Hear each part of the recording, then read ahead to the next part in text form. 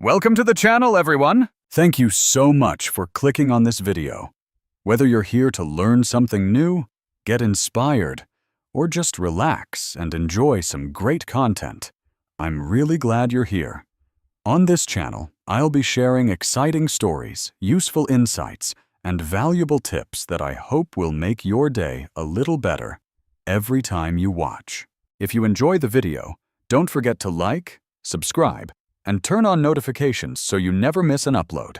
Alright, let's get started. Imagine being so good at your job that you're sent to erase a piece of history. That was Lieutenant Saren. In a city choking on acid rain, she was dropping from the sky like a razor blade, part of a perfect, unshakable military force called the Dominion. Down below, a man named Jonah Cade was labeled a criminal, a memory smuggler, for the simple crime of broadcasting stories from the past. The Dominion wanted him silenced, and Saren was the one sent to do it.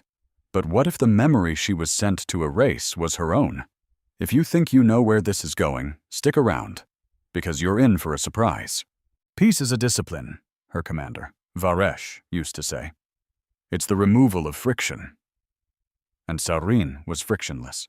Her pulse was a steady 60 beats per minute. Her mind was clear. She was the commander's favorite weapon, forged in the fires of their academy to be sharper, faster, and colder than any rebel she was sent to hunt. She glanced at her squad, the Halo unit. 12 soldiers, their faces hidden behind black visors, all perfectly in sync. They were hammers designed to smash. But Saren? She was the scalpel, precise and deadly. The pilot's voice came over the comms. Drop zone in 30 seconds. Neural dampeners active. Saren slipped on her helmet, and the world dissolved into a grid of amber light. Below her, the ruined museum district was painted with target markers. The objective was simple: find and capture one man, Jonah Cade. To the Dominion, he was a disease spreading whispers of a forbidden past. To Saren, he was just another rough edge that needed to be smoothed away.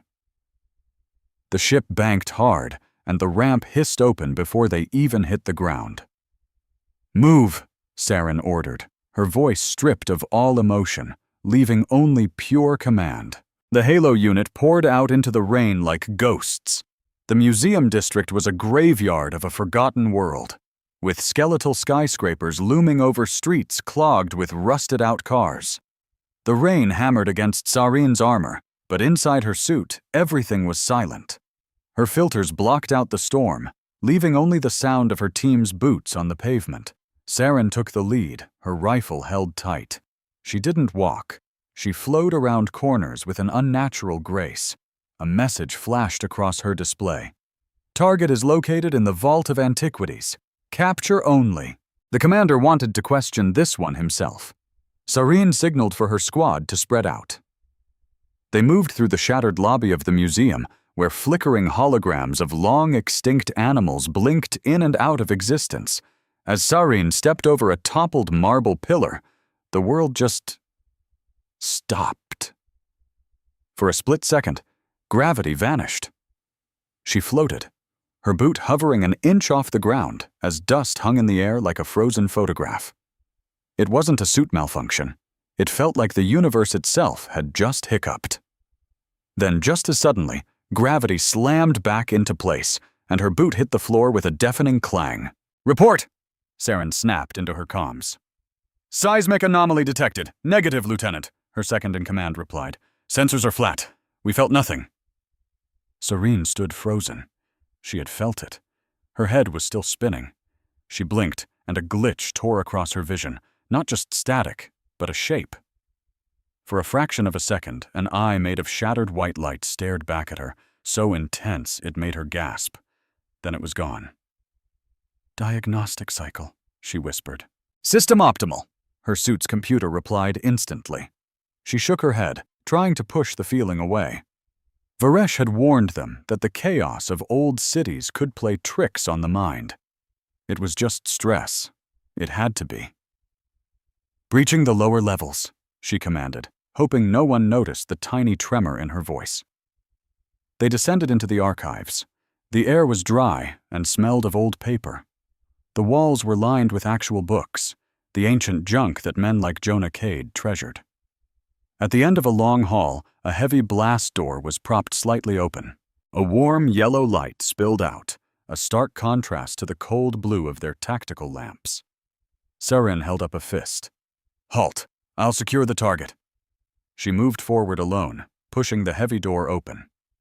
The room was a mess of wires and transmitters, with shelves of books towering to the ceiling. In the middle of it all sat a man on a crate, his back to her, fiddling with a junkyard radio tower. "Jonah Cade," Sarin said, aiming her rifle at him. "Hands! Now!" The man didn't even jump.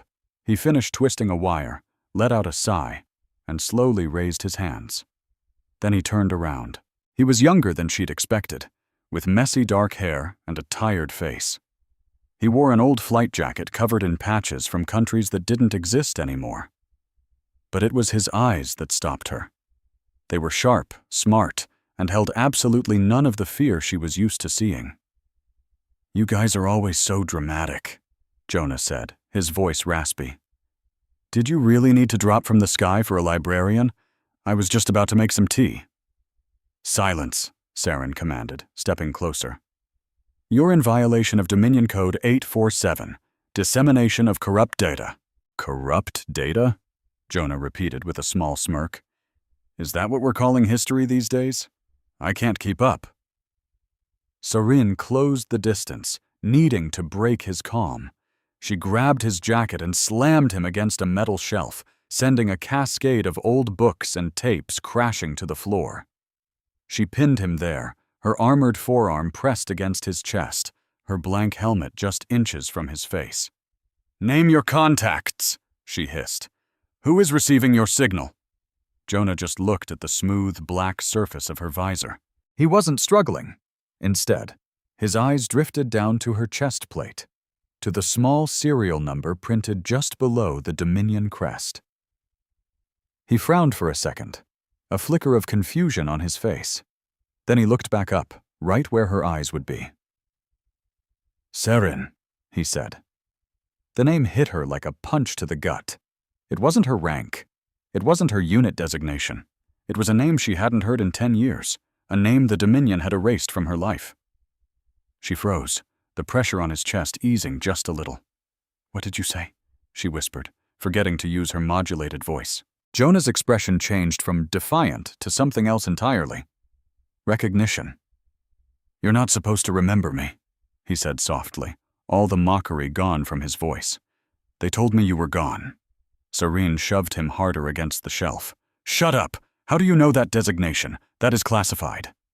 "It's your name, Sarin," Jonah said, pushing back against her just enough to make his point. "And you know it." "I am Lieutenant V of the Halo Unit," she yelled, her anger barely covering the crack in her perfect composure. "You are a prisoner. If you speak again, I will break your jaw." But Jonah just stared at her. And she knew he wasn't looking at the armor anymore. He was looking at the woman inside it. "I'm not your enemy, Sarin," he said, clearly and deliberately. "I never was." And with those words, a warning blared in her helmet. Her heart rate spiked to 120. The fractured eye of light flashed in her vision again, pulsing with her heartbeat. Sarin stumbled back, letting him go as if he'd burned her. She kept her rifle aimed at his chest, but for the first time in her life, her hands were shaking. My entire life was a lie. I just didn't know it yet. The Dominion told me I was an orphan, forged into a weapon. They gave me a name, a rank, and a mission. Capture a rebel propagandist named Jonah. As I marched him through a ruined museum, my armor locking with a hiss to steady my aim, he started talking. And with just a few words, he began to unravel everything. If you've ever felt like a pawn in someone else's game, you need to hear this story. He wasn't trying to escape. He was just talking, his voice calm in the dead quiet. "You know," he said, "you always favored your left foot, even before all this armor. That old tree climbing injury. I guess the servos just cover up the limp now, huh?" I said nothing, just shoved him forward. How could he know that? My past was a gray fog. He kept going, completely unfazed. And your security codes. I bet you still use your birthday. 7/19. You always loved order, Saren. Because you were terrified of the chaos. My finger twitched on the trigger. Silencing him would be so easy. A simple field report. The target resisted. But a tiny, treacherous part of me, a part I thought the Dominion had burned out, needed to know more. "LZ is hot," crackled a voice in my comms. "Transport's on approach." I pushed Jonah out into the storm-drenched street. Rain hammered down as a dropship roared overhead, its engines screaming. "Get in!" I yelled, shoving him toward the ramp. But he stopped. He turned to face me, looking small and fragile against the massive war machine. "They're lying to you," he shouted over the engines. "I can prove it. I can show you everything they took from you." "Show me what?" I demanded, moving closer. "The truth," he yelled back. "The real truth. Not the sanitized history Commander Varesh feeds his soldiers. Get me to the Echo Vault deep in Sector 8. I grabbed his arm, scoffing at the desperation in his voice. "You're delusional. You're going to a cell." As I strapped him into a restraint chair, he looked me dead in the eye. "I'm going to a grave," he said. "And one day, so will you. The second you stop being useful." I slammed the magnetic locks onto his wrists. "Silence!" The ship lurched upwards, and I pulled off my helmet. I had to see his face, without any filters, and find the lie.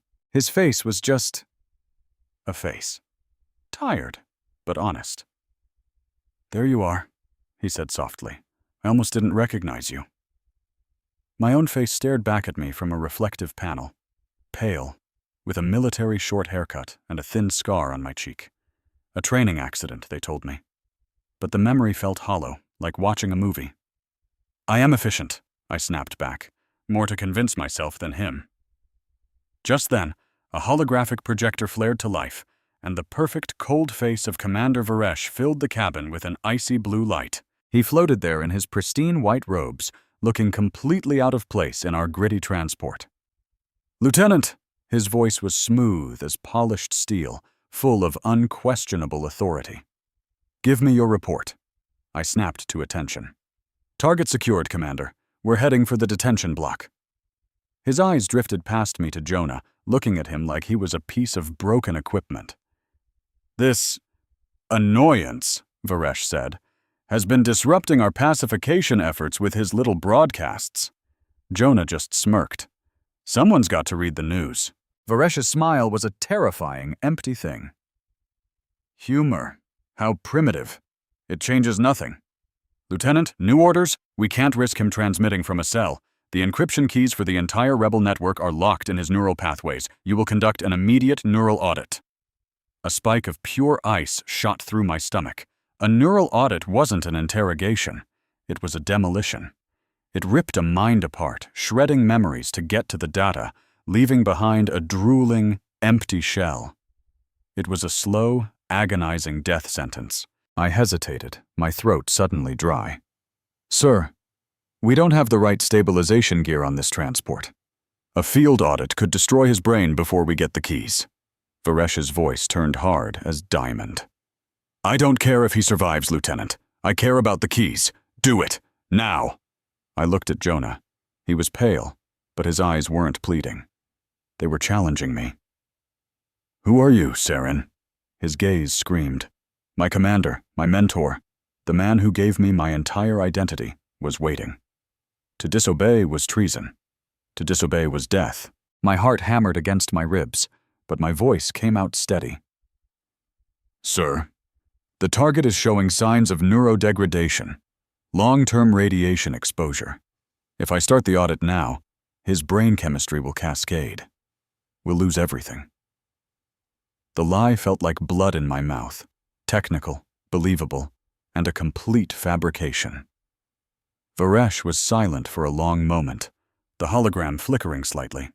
I held my breath, keeping my expression perfectly neutral, just as I'd been trained. "Are you certain, Lieutenant?" His voice was dangerously soft. "Yes, Commander," I lied again. He needs to be stabilized in the medical wing first. It felt like an eternity before he finally spoke. Very well. Take him to the isolation ward. But, Lieutenant, do not disappoint me. Mercy is a weakness. The hologram vanished, plunging the bay back into darkness. I collapsed back into my seat, shaking as the adrenaline wore off. I had done it. I had lied to the High Command. I had chosen a side. Jonah was staring at me, his expression a mix of shock and overwhelming gratitude. "Thank you," he whispered. "Don't talk to me," I snapped, closing my eyes. I handled his transfer personally, overriding the standard procedures and locking him in a high-security cell myself. I needed to think. Later that night, in my cold, sterile quarters, I stripped off my armor. It sat on its rack like the discarded husk of an insect I no longer wanted to be. I stood in front of the mirror, wearing a plain gray tank top. I let hot water run over my hands, trying to wash away the grime of the day, the feeling of my own betrayal. I glanced at my reflection, and then down at my left arm, just below the shoulder. And I stopped breathing. There, etched into my own skin, was a faint, white scar in the shape of a symbol. It wasn't a military barcode or a rank insignia. It was a fractured eye, made of jagged, broken lines. My hand started shaking. I touched the mark. It was old. I knew every scar on my body, or so I thought. This had not been there yesterday. I stared at it, my world tilting on its axis. It was the same symbol I'd seen flicker on my heads-up display when I captured Jonah, the symbol of the enemy, and it was carved into my own flesh. My knees felt weak, and I grabbed the sink to hold myself up. The solid foundation of my life, of my identity, had just cracked wide open, and from that crack, I could hear a terrifying sound, like a locked door creaking open somewhere deep inside my forgotten mind. Standard procedure was to take a prisoner straight from the landing pad down 40 levels into the suffocating recycled air of the detention block. It was the law. Exactly 4 minutes after landing, I broke that law. Instead of turning left toward the prison, I shoved Jonah hard to the right, toward a rusted service hatch that looked like it hadn't been opened in 100 years. Unit 4 blocked her path, a mountain of white armor under the sterile glare of the landing bay lights. His face was a black, unreadable visor. "This is not the designated route," his synthesized voice droned, completely flat. "Detention is in Sector Alpha. You're heading for the maintenance tunnels." Saren never broke her stride. She walked right at him, forcing the hulking soldier to shuffle back to avoid a collision. A low growl hummed from her own armor, a warning she typically saved for the enemy. "The main intake's been compromised," Saren lied, her voice pure ice. "Scanners flagged a possible bioagent in the main elevator. I'm rerouting the prisoner through a secure path. We can't risk contaminating the upper command levels." Unit 4 paused. He was built to obey orders, but he was also programmed to follow protocol. You could almost hear the gears grinding in his head as his helmet tilted. "Central Command hasn't issued a bio-alert," he stated. "That's because I'm the one issuing it," Sareen snapped back. "Do you want to be the one explaining to Commander Varesh why his most important prisoner died from a flesh-eating lung virus before we could even question him? Now get out of my way." She didn't just say it. She projected it with the chilling certainty of a wolf. She knew fear was a weapon, and she used it like a surgeon's scalpel. She saw the tiny flinch in his posture, the slight drop of his shoulders. He was scared of some phantom virus, but he was terrified of her. Everyone knew Sarin was the commander's personal blade, and blades don't say sorry. "Understood, Lieutenant," Unit 4 finally said, stepping aside. "We'll lock down the upper perimeter." Sarin didn't bother with a thank you. She shoved Jonah toward the dark hatch, slammed the manual override, and hauled him down into the shadows of the service corridor. The massive door hissed shut, cutting off the world and trapping them in a thick, heavy silence. The tunnel was a narrow gut of dripping pipes and rusted floor grates. Dying emergency lights pulsed weakly, making their shadows dance and leap along the walls. "Keep moving," Saren ordered, giving Jonah another push. Jonah stumbled but caught himself. He glanced around the grimy tunnel not with fear, but with a strange, almost amused curiosity, like he was judging the decor. "You're really good at that," he said, his voice echoing in the tight space. "The whole scary in-charge thing. Do you rehearse that in front of a mirror? Or does the suit do all the work for you?" "Silence, prisoner," Saren grunted. "See? There it is again," Jonah went on, completely ignoring her. "So predictable. So boring. I bet I could guess your entire service record just from the way you talk. Top of your class in tactical training. Flew through the officer program because you scored off the charts in emotional suppression. Probably got a big medal for that raid on the lunar colonies about 3 years ago. Am I getting warm?" Saren clenched her jaw. He was dead on. The lunar raid was where she'd earned her rank. It was also where she'd flushed 12 rebels out of a broken airlock. "You're reading my public file," she said, trying to sound bored. "Nope. I'm reading you," Jonah replied. He stopped and turned, making her stop too. "I'm listening to a machine that's desperately trying to believe it's still human. Come on, Saren. Say something. Just one thing. That isn't straight out of the Dominion playbook. I dare you." Saren just stared at him. Underneath her armor, the fractured eye insignia tattooed on her arm seemed to burn. She wanted to strike him, to wipe that calm look off his face. But even stronger was a terrifying little spark that wanted to prove him wrong. "If you don't start walking," Saren said, her voice dropping to a low whisper that her helmet mic didn't broadcast, "I will personally break both of your legs and drag you the rest of the way." Jonah actually smiled. It was a sad, knowing kind of smile. "Closer," he said. "But still a threat. You really have forgotten how to be anything else, haven't you?" He turned and started walking again, leaving Saren frozen for a second, her hand twitching near her pistol. The deeper they went, the stranger things became. The air got colder, a damp chill that seeped right through her suit's climate control. And the silence wasn't empty anymore. It was filled with a faint, whispering static, like 1,000 ghost radios all tuned to the same dead channel. Saren fiddled with her audio filters, but the noise wasn't coming from outside. It was inside her own head. "Is your gear acting up?" she asked him sharply. "Nope," Jonah said, not even turning around.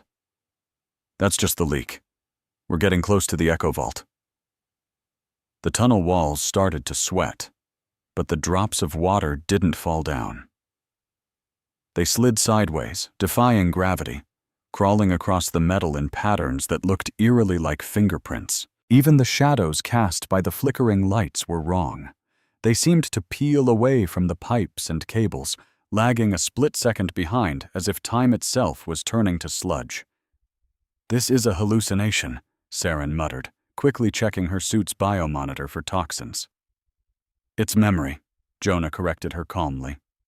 "We're in the bleed zone. The vault down here doesn't store data. It stores experiences, entire lives recorded at a quantum level. The shielding is failing, so the memories are leaking out. The tunnel is reacting to the emotional energy."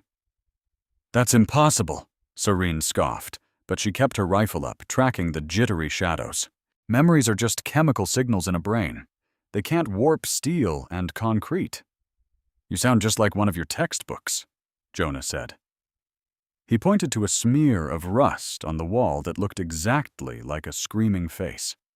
"This place was a joint project, Saren. Humans and the Dominion, working together, before the war. We were trying to preserve history, not erase it." "Propaganda," Saren recited automatically. "The Dominion brought order to chaos. We saved your species from itself." Jonah let out a short, harsh laugh. "Is that what Varesh tells you? Does he say that while he's sipping on that expensive Alaran nectar he loves so much, right after he polishes that little silver crest on his desk? The one with the two-headed snake?" Saren froze, her boots feeling like they were welded to the floor. "How do you know about that crest?" she demanded. Varesh's office was sacred ground. No human had ever set foot in there and lived to talk about it. "I know lots of things," Jonah said, his voice dropping. "I know he can't stand the sound of rain. I know Usimin. No, he recites a little poem in the High Dominion language right before he orders a mind wipe. The blade that cuts is the blade that heals, right?" The air rushed out of Sarin's lungs. That was the phrase. He had said it to her right before her very first mission. "Who are you?" she asked, her voice trembling so much the rifle in her hands shook. "I told you," Jonah said. "I'm the one you saved." Before she could process what he said, the tunnel itself seemed to scream. A wave of pure white light erupted from the walls, silent but powerful. It wasn't an explosion. It was a feeling. Saren's world vanished. The tunnel, the rust, the whispers all gone. She was suddenly standing in a field of burning grass, with ash falling around her like black snow. She looked down at her hands. They weren't covered in armor. They were bare, scraped, and smeared with soot and blood. She was younger, maybe 20 years old. Kneeling in the dirt in front of her was a little boy, maybe 10, with wild dark hair and a cut on his forehead that was bleeding down into his eyes. He was shaking, terrified. "Run," Saren heard herself say, and her voice was her own, raw and desperate. "Run, Jonah, don't look back!" She reached out and cupped the boy's small face, her thumb gently wiping away the blood. The feeling of his skin, warm, real, so fragile, sent a jolt through her. A fierce protective fire roared to life in her chest, a love so powerful it felt like it could tear her in two. "I'll find you," she promised him. "I swear it." The memory shattered into a million pieces. Saren gasped, stumbling backward into the cold reality of the tunnel. The world spun and her knees gave out. But she didn't hit the ground. Jonah caught her. His arms wrapped around her, strong and sure, holding her up. One of his hands gripped her shoulder plate, the other pressed firmly against the small of her back. The touch was like an electric shock. Not a weapon, but a spark of pure recognition. The raw emotion from the memory slammed into the present moment. Saren looked up, and Jonah's face was just inches away. He wasn't that little boy anymore, but his eyes were the same. The fear in them was gone, replaced with an intense, urgent concern. "Breathe," he commanded softly. "Just breathe. It's the resonance. It always hits hard the first time." Saren's body took over before her mind could think. Her heart hammered against her ribs, and a wave of heat washed over her skin.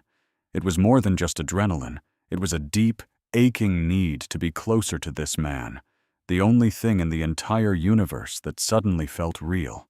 Her hands clamped down on his arms, fingers digging into the beat-up leather of his jacket. For a heartbeat, she refused to let go. She wanted to press her face into his neck, to hide from the cold, sterile lies the Dominion was built on. But then, years of conditioning slammed back into place. A hot, shameful fury tore through her, and she shoved him away with all her strength. Jonah stumbled backward, hands raised in surrender, but his face wasn't angry. It was just sad. "Don't you touch me!" Saren snarled, backing away until the cold metal of her armor scraped against the tunnel wall. "What did you do to me? That was a psychic attack. Some kind of localized hallucinogen." "I caught you," Jonah said, his voice unnervingly calm. "That's all. I didn't force that memory on you, Saren. It was already there. The lattice just unlocked the door."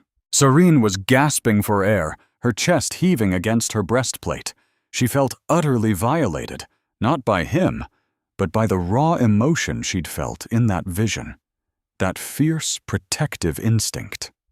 It was a weakness. A vulnerability just waiting to be exploited. "Feelings are variables," she recited, the words spilling out like a frantic prayer. "Variables cause error. Error leads to failure. Is that really what you believe? Jonah asked. He took a careful step closer, keeping his hands where she could see them. You think caring about that kid was an error? You saved my life back there. That wasn't a failure. That was the only truly human thing you did in that entire God-forsaken war. It was a defect, Saren yelled, her voice cracking, betraying the very control she was fighting for. I am a soldier! I'm not a babysitter for stray children. Feelings are just noise. They're a distraction from the objective. Feelings are information, Jonah fired back, his own voice rising to match hers. Pain tells you you're hurt. Fear tells you there's danger. And love tells you what's worth fighting for. If you shut all that off, you're not a soldier, Saren. You're just a weapon. And weapons are always owned by someone. Do you really want Varesh to own you forever? I chose this life, Saren said, but the words tasted like ash in her mouth. No, Jonah said, his voice suddenly gentle. You didn't. You were rewritten, and somewhere, deep down inside all that armor, you know I'm right. A metallic screech echoed from the tunnel behind them. A grid of red lasers swept across the far wall. Dominion patrols! Saren snapped, her tactical brain instantly taking over. They've found the breach. We have to move, Jonah said.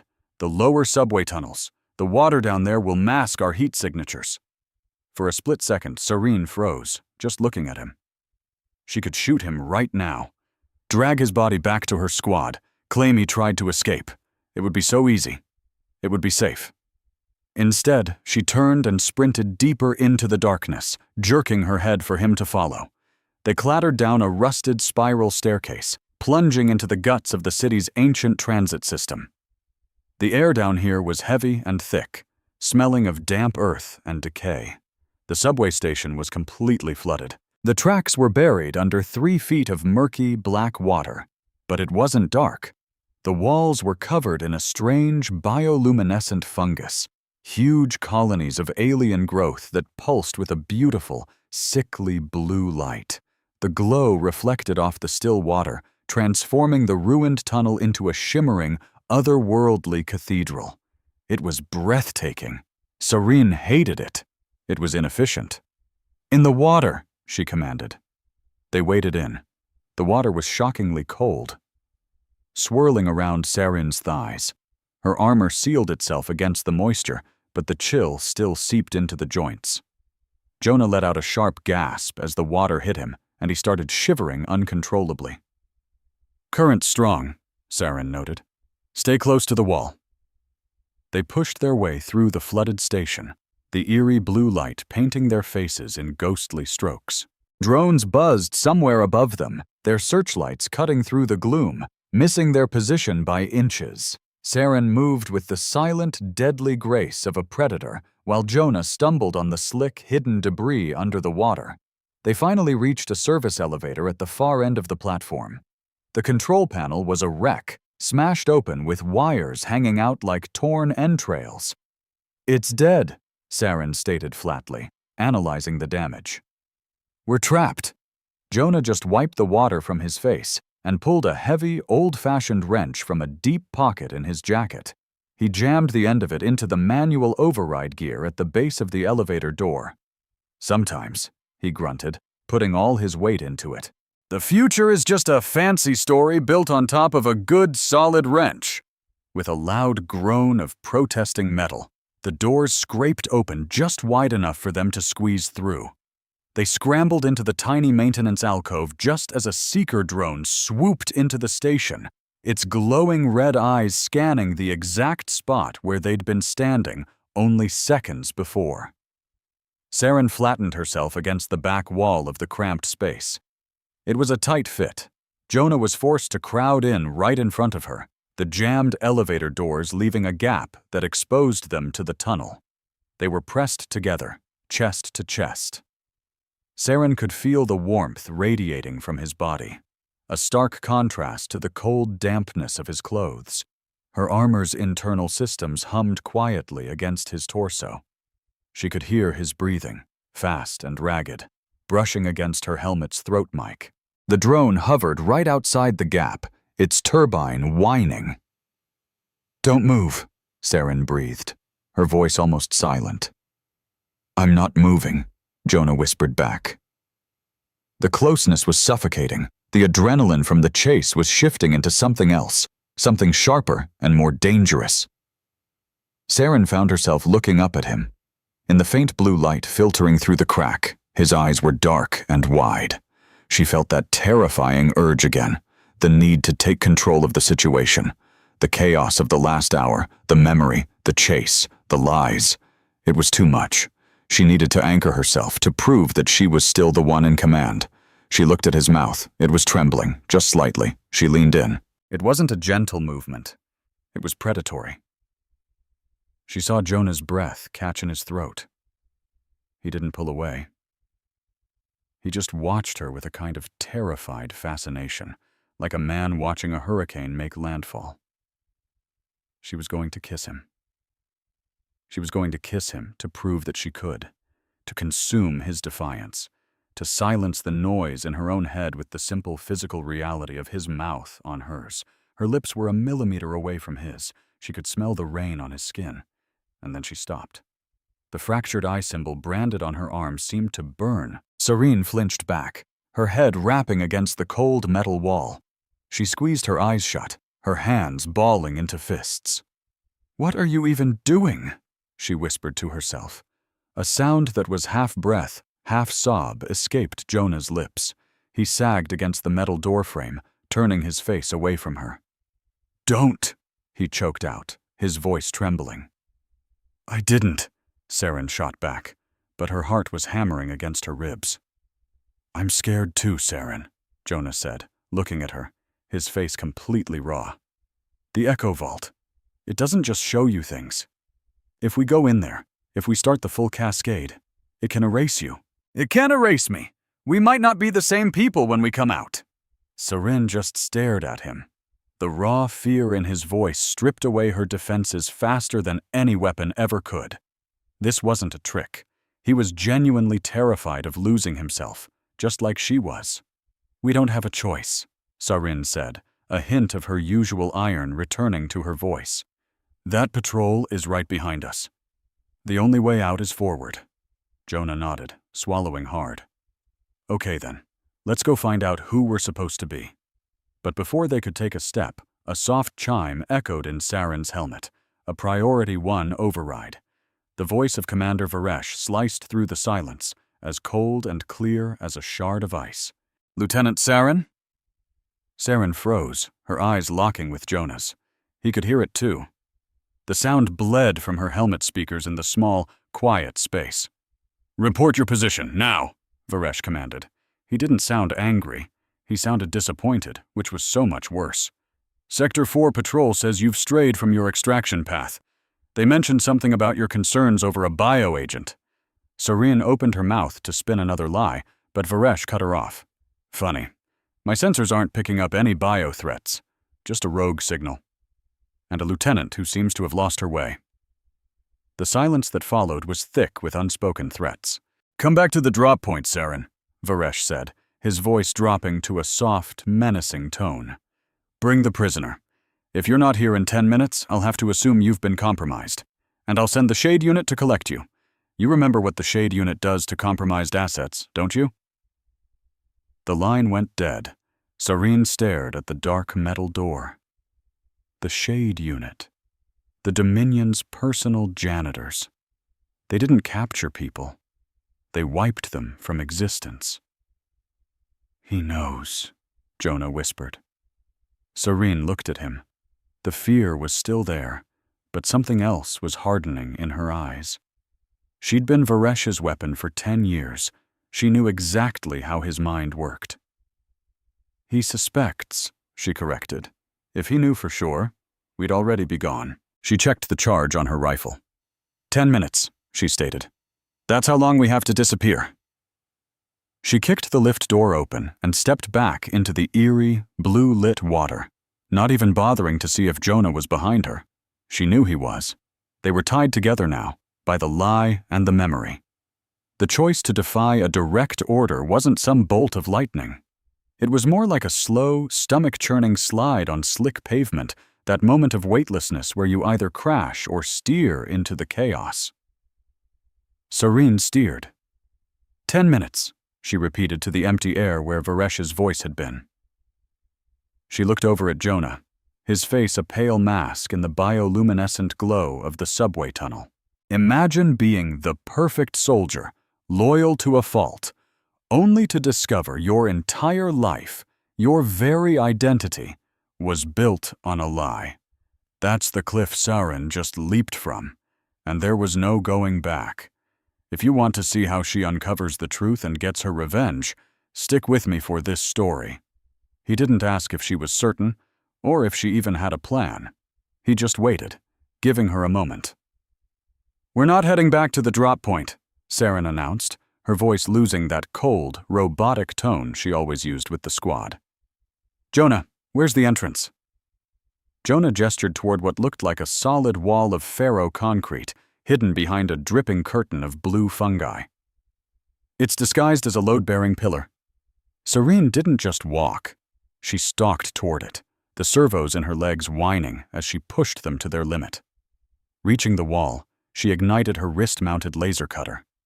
The beam hissed, sinking into the concrete and turning the damp gray stone into glowing slag. "We have to hurry," she urged. Sparks showered off her visor. "Varesh won't wait 10 minutes. He'll send in the shade unit in 5. She carved a jagged circle into the concrete and then kicked it hard. The heavy slab crashed inward with a dusty thud, revealing a corridor that looked completely out of place in the ruined city. It wasn't the rusted steel of the old human metropolis, or the sleek white polymer of the Dominion. This was black glass and obsidian, smooth as oil, lit by shimmering veins of gold light that pulsed just beneath the floor. The air that rushed out was cold, smelling of ozone and petrichor, like a thunderstorm trapped in a bottle. "The Echo Vault," Jonah whispered, stepping past her into the hall. Serene followed, her rifle at the ready, even though she couldn't sense any enemies. The silence in here was absolute. The faint static from the tunnels above vanished, replaced by a deep, resonant thrum that vibrated right through to the marrow of her bones. They sprinted down the obsidian hallway, their footsteps swallowed by the strange acoustics. The architecture was dizzying, walls curved inward, defying normal geometry, funneling them toward a central chamber that opened up like the inside of a massive geode. Serene froze at the entrance, her breath catching in her throat. The chamber was a vast, spherical cavern, filled with thousands of crystalline servers suspended in magnetic fields. They were massive, jagged shards of clear quartz, rotating slowly in the air. Inside each one, light moved like a liquid, swirling in complex, fractal patterns. And then it sang. It wasn't a sound Serene heard with her ears, but a vibration that resonated directly in her skull. A choir of 1,000,000 voices all whispering at once, creating a harmony of pure information. "This is the mnemonic lattice," Jonah explained, his voice a hushed whisper as he walked to the edge of the platform, gazing out at the floating field of memory. "It doesn't just store binary code. It stores the chemical signature of emotions, fear, joy, grief. It captures the exact neuroelectrical state of a brain at the moment of recording." Serene slowly lowered her rifle. The weapon felt clumsy and useless in this place. "Why?" she asked. "Why would anyone build this?" "Because truth is slippery," Jonah said, turning to face her. "You can fake a video log, you can edit a transcript, but you can't fake the way your heart stops when you see someone you love die. You can't fake the chemical taste of terror. The lattice was supposed to be the ultimate historical record, a way to stop wars before they even started by showing leaders the true cost of their orders." He walked over to a console rising from the floor, a pedestal of black glass with no buttons, just a single depression in the shape of a 6-fingered hand. Serene approached it, her heart pounding against her ribs. She looked from the console to her own armored hand. "How do we access it?" she asked. Jonah simply gestured to the surface. It's biometric, he said, but it adapts. It reads your intent. Serene placed her hand on the dark glass. For a second, nothing happened. Then a symbol flashed in the air above the console, red, jagged, and angry. A deep synthetic voice boomed through the chamber, speaking a string of syllables that sounded like grinding stones. Kesh val torin, noctalis. Serene pulled her hand back as if burned. Access denied, she translated automatically, even though the dialect was ancient. It's locking me out. It detects my Dominion signature. It knows I'm a soldier. Jonah stepped in front of her. He didn't look scared, just resigned. It's not rejecting you because you're a soldier, Saren, he said softly. It's rejecting you because you don't know the password. He placed his own human hand on the alien console, closed his eyes, and took a deep breath. When he spoke, the words that came out were not human. They were perfect, fluent, high Dominion archaic, spoken with the accent of a priest, not a scavenger. Velora, Sarin, Eshok, Taval. The console chimed, a pure, bell-like tone. The angry red light turned to a soft, inviting gold. The crystalline servers in the room began to spin faster, their hum rising in pitch. Saren just stared at him, her blood running cold. That was the dialect of the inner circle, the language of the scientists who built the conditioning chambers where soldiers like her were made. How? She whispered, taking a step back. How do you know that language?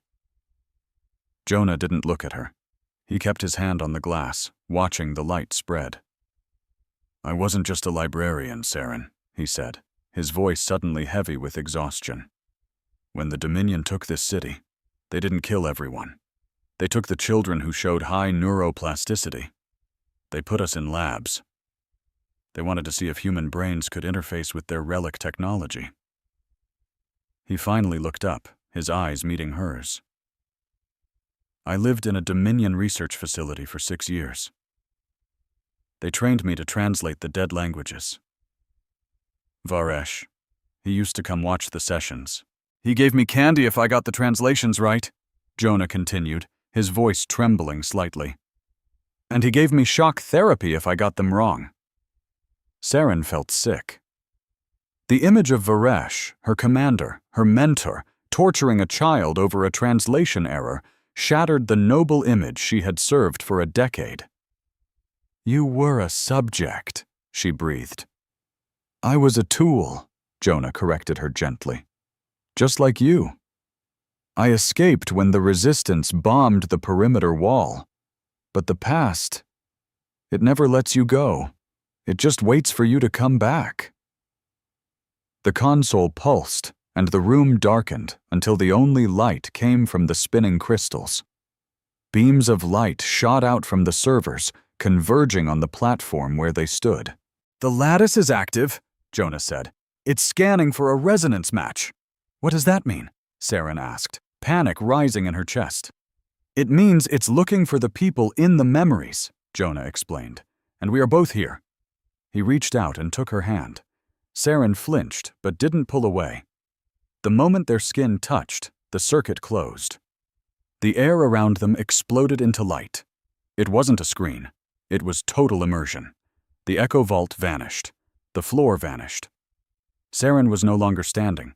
She was falling through a kaleidoscope of pure sensory data. Flash. She was 19 again, standing in the rain, wearing the gray fatigues of a cadet, not the white armor of the Halo unit. The rain felt cold on her face. She wasn't wearing a helmet. A Dominion officer stood before her, holding out a pistol, handle first. Execute the prisoner, cadet, the officer ordered. Serene looked down. A civilian woman was kneeling in the mud, sobbing. No, Serene heard her younger self say, her voice shaking, but clear. She's unarmed. This isn't combat. This is murder. Flash. She was in a sterile white room. Varesh was there, Younger, his face unlined, but his eyes were just as cold. He was watching a monitor. On the screen, Sareen was arguing with a superior officer. "She has a defect," a scientist said, standing beside Varesh. "Her empathy levels are 300% above the baseline. She hesitates." "No," Varesh said, his voice smooth as silk. "It's not a defect. It's energy. We just need to redirect it. We need to give her something else to protect." Flash, smoke, screams. The research megacity was on fire. The resistance had breached the wall. Sareen was running through the lab corridors, now a fully armored lieutenant. But she wasn't shooting. She was looking for someone. She kicked open a door. A small child was huddled under a desk, clutching a data pad. It was Jonah, small, terrified, wearing a hospital gown. A Dominion trooper appeared in the doorway behind her, raising his rifle. "Target acquired," the trooper reported. Sareen moved faster than thought, throwing herself between the trooper and the boy. A plasma bolt slammed into her shoulder plate, burning through the ceramic, searing her skin. She didn't scream. She raised her own weapon and fired, and the trooper fell. She turned to the boy and ripped off her helmet, revealing her face. The face Jonah remembered. The face with the scar. "I'm not going to hurt you," she told him. "I'm going to get you out." Flash. She was dragging him through the sewers. They were finally safe. She handed him to a resistance fighter at a breach point. "Go," she told the boy. "Run." The boy looked up at her. "What's your name?" he asked. "Sareen," she said. "My name is Sareen." Then the world twisted violently. Flash. Sareen was strapped to a chair in the conditioning chamber, her head encased in a silver halo of needles. Varesh stood over her. "You disappointed me, Sareen," he said softly. "You chose a stray animal over your own kind. You saved the enemy." "He's a child!" Sareen screamed, straining against her restraints. "He is a variable," Varesh corrected her. "And you are broken. But I can fix you. I can take away the pain of your betrayal. I can take away you." He reached for the console. "No!" Sareen shrieked. "No, please!" The needles activated. The scream turned into a deafening silence. The light turned blindingly white. The Sareen in the chair went completely slack. Flash. Sareen woke up in a medical pod, her memory wiped clean, ready to be the perfect soldier Varesh had designed. Her eyes fluttered open to a sterile white room and a man's smiling face. "Welcome back, Lieutenant," Varesh said, his voice like silk. "You took a nasty hit on the drop. You've been in stasis for a month." Sareen's hand went to her head, a phantom ache blooming there. I don't remember." Varesh's smile never faltered. "There's nothing to remember," he assured her. "You are my halo unit now, my blade. You have always been my blade." A fog settled over her mind, and the only thought that surfaced was obedience. "Yes, Commander," she replied, her gaze utterly vacant. 5 years later, she was a ghost in armor, a perfectly conditioned weapon. Her boot shattered the door of a tenement slum, and there, cowering in the corner, was a young man. It was Jonah. Older, but unmistakably him. He looked up, his eyes widening with shocked recognition. "Sareen," he whispered, a ghost of a name from a forgotten life. "You came back." Sareen stared at him, her tactical hood painting his body in a stark red outline. "Target identified," she stated. Her voice was a stranger's, cold and dead as the void between stars. She lunged, her hand clamping around his throat, and slammed him against the crumbling wall. "You're coming with me, insurgent!" Horror flooded Jonah's face, not fear of capture, but the soul-crushing agony of seeing the woman who had once saved him now looking at him like he was vermin. The memory shattered, and Sareen was violently ripped back to the present. She collapsed to her knees in the echo vault, dry heaving, her fingers clawing desperately at the smooth black glass floor. The silence in the chamber was a physical weight, pressing in on her. She remembered, not just as a video, but as a feeling. She felt the searing heat of the plasma burn on her shoulder again. She felt the invasive prick of needles reprogramming her brain. She felt the chilling, robotic indifference as her own hands choked the life from the boy she had sworn to protect. It was all real. Every last, horrifying piece of it. She wasn't a hero. She wasn't some noble keeper of the peace. She was a puppet, a thing of flesh and trauma crudely stitched together by Varesh's web of lies. "No," she moaned, curling into a tight ball on the floor. "No, no, no."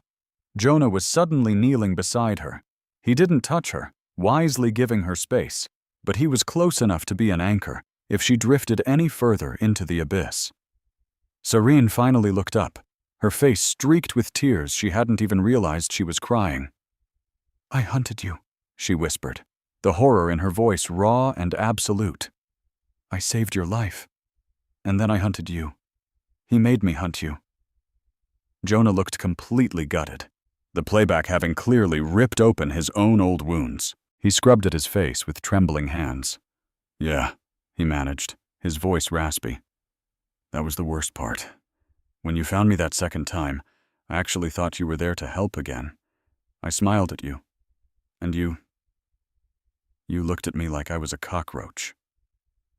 Saren squeezed her eyes shut, the guilt of physical pain, sharper than any plasma burn she'd ever endured.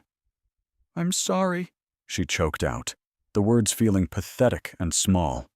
"I know it's not enough. I know it's not. But I am so, so sorry." She braced herself for him to scream, to call her a monster, to finally unleash the hate she so richly deserved. But it never came.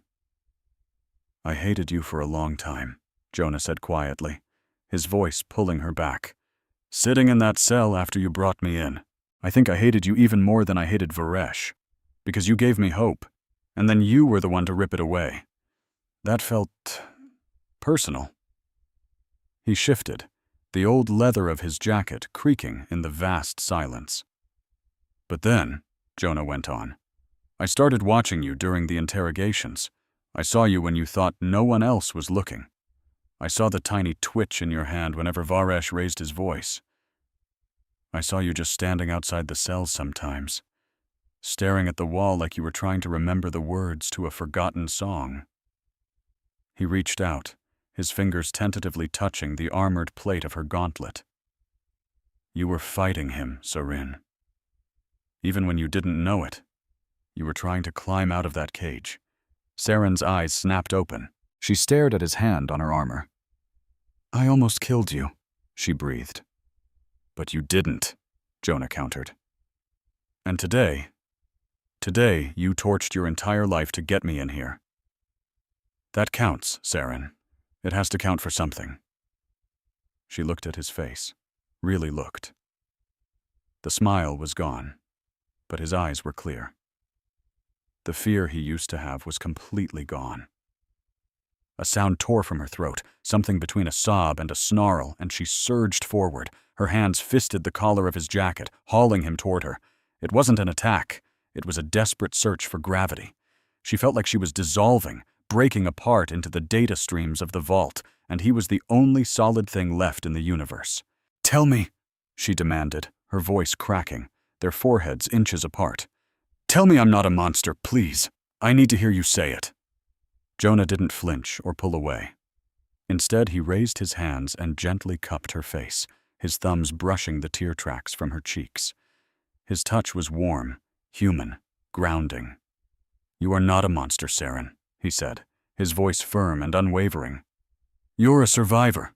You are the woman who jumped in front of a rifle for a kid she didn't even know. That's who you really are.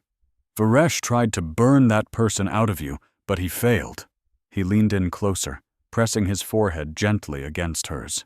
It was a gesture of profound intimacy, a quiet sharing of breath and space that finally shattered the last of her iron defenses. "He failed," Jonah whispered against her skin. because you're still here. Sarin finally let out a long, shuddering breath. The tension that had held her ramrod straight for 10 years, the soldier's posture, the commander's discipline, it all just snapped. She slumped against him, her armor clinking softly as she let him hold her up. For a long moment, there was only the sound of their breathing mingling with the low hum of the crystals, a forbidden moment of peace stolen from the heart of a long war. Then Jonah pulled back just enough to meet her eyes, a small, crooked smile playing on his lips. "You know," he murmured, his voice still shaky but lighter now, "for an ancient alien supercomputer, this thing is seriously the worst couples therapist I've ever seen." He added, "I mean, usually they start with, 'And how does that make you feel?' Not, 'Here's a high-definition playback of your deepest trauma.'" Sarin stared at him, blinked once, and then a sound she hadn't made in a decade erupted from her chest. It was a laugh, cracked, jagged, and bordering on hysterical. But it was real. "It's terrible," she agreed, wiping at her eyes. "I'm so going to leave it a bad review on the network." The fragile humor hung in the air for a perfect second. Then red lights bathed the chamber in a blood-colored glow. A piercing klaxon shattered the moment, and the lattice's golden light turned a violent, pulsing crimson. "Containment breach! External perimeter compromised! Sector 4! A synthetic voice boomed through the chamber. Saren was on her feet in an instant, the soldier in her taking over. She snatched up her rifle. "They're here," she said, her voice hard. "Varesh." Jonah scrambled to the console, his eyes darting across the frantically scrolling readouts.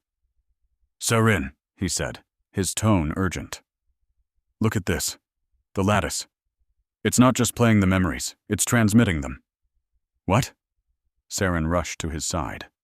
"Transmitting where? To the Resistance?" "No," Jonah said, his gaze fixed on the glowing alien glyphs. "The receiver ID isn't a rebel frequency. It's a Dominion node. High-orbit encryption." Saren frowned. "That's impossible. The Dominion wants this whole place turned to glass, not to download its secrets." "Unless," Jonah said, realization dawning on his face, "unless someone else in the Dominion wants this data. Saren, look at the routing header. That's not a military code. That's a Senate code." She scanned the scrolling numbers. He was right. It was a political signature. "Someone high up has been waiting for this," she whispered. "They knew the Echo Vault was here. They knew what was inside it. And they were just waiting for someone to unlock the door." "We just triggered it," Jonah said, turning to look at her. "We didn't just find the truth, Saren. We just handed a loaded gun to someone else." A heavy boom echoed from the tunnel entrance. It was the unmistakable sound of explosives breaching the main blast door. The floor trembled, and dust rained down from the cavernous ceiling. "Security protocols disengaged," the calm voice announced. "Upload in progress. Completion in 4 minutes." "4 minutes?" Sarin said, checking the charge on her weapon. "We have to hold them off for 4 minutes." "Why?" Jonah asked.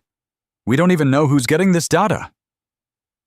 "Because," Saren said, her body turning to face the corridor, her eyes hardening into diamond-sharp points. "If Varesh is here to stop it, then whoever is on the other end of that transmission is his enemy. And right now, the enemy of my enemy is the only friend we've got." She racked the slide on her rifle, the sound echoing with finality. "Get behind the console, Jonah," she ordered, "and keep that upload going, no matter what." The rhythmic stomp of heavy boots began to echo down the obsidian hall. The Halo unit had arrived, and behind them, Saren knew, the commander himself would be walking, his pristine white robes unstained by the violence he commanded, coming to reclaim his property. But this time, his property had woken up. Sarin stood firm in the center of the chamber, bathed in the singing light of stolen memories, and waited for her war to begin. The blast door didn't just open, it evaporated. One moment, a solid obsidian barrier stood there. The next, A shaped charge of thermal paste turned it into a shimmering mist of vaporized rock and screaming metal. Saren didn't even flinch. She'd been on the other side of that kind of breach 1,000 times. She knew the rhythm of assault. First came the heat, then the flash, then the bodies. She dropped to one knee behind a massive quartz cooling tower, leveling her rifle at the roiling smoke. "Standard formation," she called out to Jonah, her voice impossibly steady over the rising whine of the lattice. "They'll send in 2 shield bearers first, followed by suppressors. Don't look at the flashbangs." "I know," Jonah yelled back from the console. His fingers were a blur across the alien glass, fighting to keep the data stream alive. "I wrote the manual on their jamming frequencies, remember?" The smoke swirled, and through it, the sleek, dark forms of the Halo unit surged forward. They moved like a tide of black water, silent and deadly. They moved like a single, terrifying creature. White armor, black visors, weapons up. Saren knew every single one of them. The point man was Unit 7, the guy who hummed classical tunes on a private channel right before a kill. The heavy gunner was Unit 4, Kale. He'd pulled her out of a collapsed trench on Mars once. Now she put her crosshairs right on his knee joint. Serene fired. The blue plasma bolt hit the servo in Kale's leg armor, a perfect surgical shot designed not to kill. He collapsed, his massive rotary cannon spraying a stream of tracers across the ceiling, shattering a chandelier made of memory crystals. Serene shifted her aim, firing 2 shots into Unit 7's chest plate on a non-lethal stun setting. But at this range, it would feel like getting kicked by a horse. 7 hit the polished floor and slid. "Traitor!" The voice that crackled over the open frequency was Lieutenant Jory, her former second-in-command. "Surrender, V. You are malfunctioning." "I'm awake, Jory!" Saren yelled back. She rolled away from her cover just as a grenade skittered across the floor, exploding in a shockwave that rattled her fillings. She was fighting a mirror image of herself. Every tactic they tried, she saw coming. Every flanking maneuver they attempted, she was already there waiting. But it was costing her. Pulling the trigger felt like ripping off her own skin. These weren't just faceless targets. They were her brothers and sisters, all of them tangled in the same web of lies that had suffocated her for a decade. "Jonah!"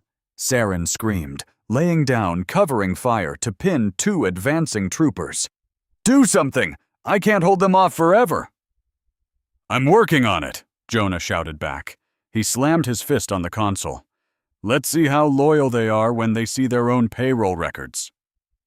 The crystal lattice overhead groaned, and the golden light shifted to a violent, bruised purple. All at once, the chamber wasn't empty anymore. It was filled with ghosts. Massive holographic images erupted from the crystals, flooding the battlefield with 60-foot-tall memories. But they weren't Sarin's memories. They were classified files from the Dominion High Command. A projection of Commander Varesh flickered to life in the middle of the room, towering over the soldiers. He was sitting at a desk, looking bored. "The Halo unit is becoming unstable," the giant Varesh said, his voice booming through the vault.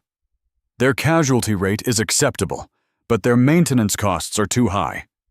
If Unit 4 doesn't recover from his injuries by tomorrow, have him recycled. We can use his neural tissue for the new drone pilots." On the floor, Kale, Unit 4, froze. He'd been trying to get up on his ruined leg, but now he just stared up at the giant face of the man he worshipped. "Recycled," the hologram repeated. "He's just hardware." Kale slowly lowered his weapon. His white helmet turned towards the other troopers. "It's a trick!" Lieutenant Jory screamed. "It's a fake! Fire!" But then another projection burst to life. It showed the barracks of the Cadet Academy. It showed a graduation ceremony that none of them could remember. It showed the exact moment their names were erased. The moment they were drugged, strapped to tables, and had their memories carved out like tumors. "They are not people," a scientist in the projection said. holding up a data pad with Jory's serial number on it. "They're wetware, blank slates." The gunfire in the chamber faltered. The unstoppable advance of the Halo unit broke apart. Soldiers glanced at each other, then back at the giant, uncaring face of the commander they had idolized. For the first time in their lives, doubt was in the room with them. Jonah grinned, sweat dripping from the tip of his nose. "How's that for psychological warfare?" "Keep it coming!" Saren yelled. She broke cover, sprinting across the open floor to flank the confused squad. She tackled a trooper who was taking aim at Jonah, driving her shoulder into his gut. They hit the ground in a tangled heap. Saren ripped the trooper's helmet off. It was Miller. He couldn't have been more than 20. He stared at her with wide, terrified eyes. "Stay down, Miller," Saren hissed, jamming his own stun baton against his chest. "Stay down, and you live." She rolled off him, landing in a crouch. The room was pure chaos. Strobing lights from the memories, soldiers shouting, and the low hum of the data upload. Then the air pressure in the room shifted. The heavy pounding of boots stopped. The shouting faded. Even the lattice seemed to go dim, the projections flickering like nervous ghosts. A figure stood silhouetted in the smoke of the ruined blast door. He wore armor of polished white plastisteel etched with gold, and a long cape of crimson synth silk flowed from his shoulders, hanging perfectly still in the turbulent air. He wasn't carrying a rifle. All he held was a long, slender silver rod, a command baton. Commander Varesh strode into the room. He stepped right over the groaning body of Unit 7 without a single glance down. He walked through the holographic projection of his own face like it was nothing but smoke. His presence was like a gravity well, pulling every single eye in the room towards him. "Stand down," Varesh said. His voice wasn't loud, but it cut through the chaos like a razor. The Halo unit lowered their weapons. Even the ones who had been hesitating, the ones who were staring at the evidence of their own erased lives, instinctively snapped to attention. The conditioning ran deep. The fear ran deeper. Varesh stopped about 10 meters from Saren. He removed his helmet, revealing that perfectly symmetrical face. He looked at her, and his expression wasn't anger. It was a deep, heartbreaking disappointment. "Saren," he said softly, "you have wandered very far from the path." Saren stood alone in the center of the room. Her chest was heaving, her armor was scorched, and her face was streaked with sweat and grime. She raised her rifle, aiming it straight at his heart. "I didn't wander," she said, her voice shaking as she tried to keep it steady. "I woke up." Varesh smiled. It was a small, sad smile. "Awake. That's what the insurgents call it. I call it a fever, a delirium brought on by exposure to toxic ideas." He made a graceful gesture at the screaming crystals and at Jonah, who was huddled behind the console. "Look at this mess, Saren. You've destroyed a historical archive. You've injured your own family. And for what? For a memory? For a ghost story told by a terrorist?" "I saw what you did," Saren said. Her rifle didn't move an inch. "I saw the lab. I saw you give the order to rewrite me." Varesh sighed, like he was explaining something complicated to a child. "Of course I rewrote you, Saren. I had to. You were defective." That word just hung in the air, cold and final. "Defective," Saren whispered. "You were brilliant," Varesh said, taking a slow step forward.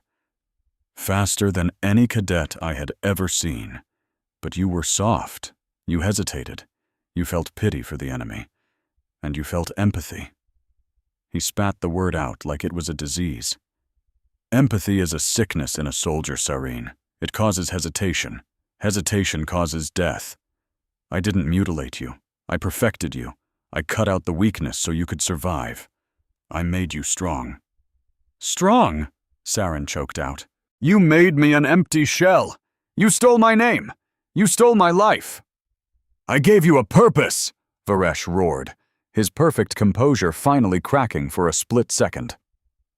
"I gave you a destiny. Without me, you would have died in some gutter, crying over a dead child. I made you a legend."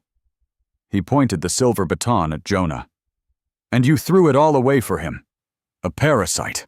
A memory smuggler who poisons clean minds with his filth." Varesh turned to the Halo unit. "Kill the human," he ordered. "Leave the lieutenant to me."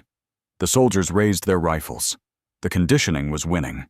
The habit of obedience was just too strong. "No!" Serene screamed, but she was too far away to get to Jonah in time. Jonah stood up. He didn't cower behind the console. He stood tall and looked Varesh straight in the eye. "She's not a legend!" Jonah shouted, his voice cracking but loud. "She's a person, and she is not yours," Varesh sneered. "She is my weapon. She fights my enemies." Jonah looked at Saren, his eyes blazing with a desperate plea. "You're not my enemy, Saren," he yelled. Those were the words from the memory, the words that had started this whole thing. "He is." That sentence hit Saren like a punch to the gut. It sliced through the fear. It sliced through years of programming. It connected the little girl in the memory to the woman standing in the armor. "You're not my enemy." Serene turned. She stopped aiming at the gaps between the soldiers. She pivoted her whole body, locked her stance, and leveled the barrel of her rifle at the man who had been her father, her god, her owner. "You are not my enemy!" Saren shouted at Jonah, her voice ringing off the crystal walls. She looked at Varesh. Her eyes were dry. Her hand was as steady as a rock. "But you," she said, her voice dropping to a lethal whisper, "you made me one." Varesh's eyes went wide. He saw it then. He saw the conditioning shatter. He saw his perfect asset become the ultimate threat. "Kill her," Varesh commanded. But Saren was faster. She fired, not one shot, but a controlled 3-round burst. Varesh moved with an unnatural speed. He activated a personal energy shield on his forearm, sending the plasma bolts ricocheting into the ceiling. He lunged forward, his silver baton snapping open into a 6-foot energy lance that crackled with white lightning. Serene dropped her rifle. It was too slow for a close-quarters fight, and drew her monomolecular combat blade. They met in the middle of the room with a crash of sparks that momentarily blinded the entire squad. The fight was a blur of impossible motion. Varesh was powerful, enhanced with the best biomods the Dominion could offer. He fought with the deadly grace of a dancer, his lance a spinning arc of death. But Saren fought like a cornered wolf. She was low, fast, and absolutely brutal. She dodged a blow that would have decapitated her, swiping her blade across his leg. Sparks flew from his armor.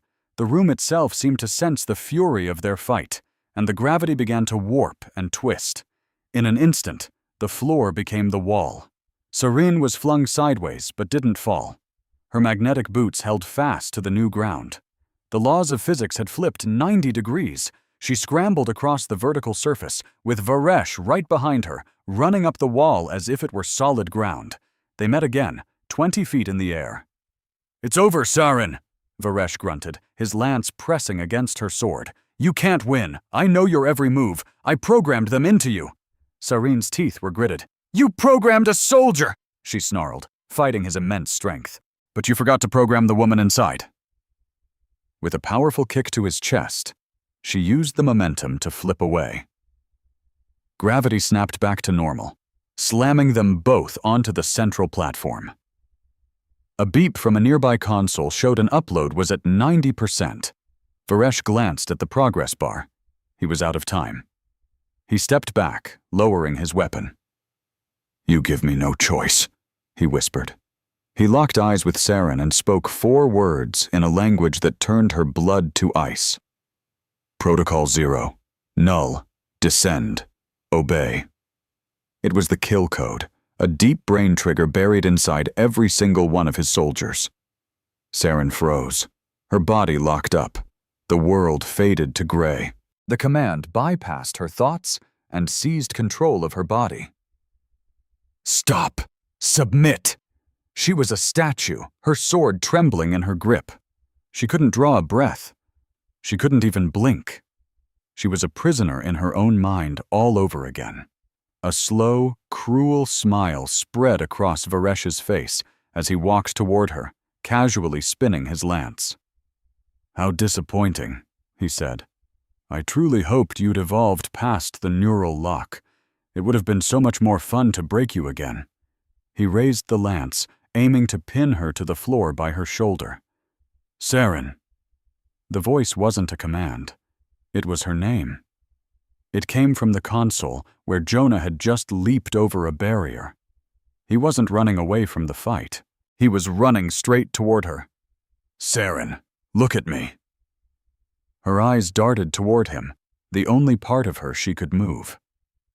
Jonah ignored Varesh completely, knowing it was a fight he couldn't win. Instead, he grabbed Saren's free hand, his fingers weaving through her armored glove and squeezing tight. "My name is Jonah Cade," he yelled, his eyes boring into hers. "And your name is Sarenval. You are not a code. You saved my life. Come back to me."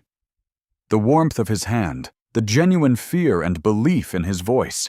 It was like a wrecking ball smashing into the gray walls of her conditioning.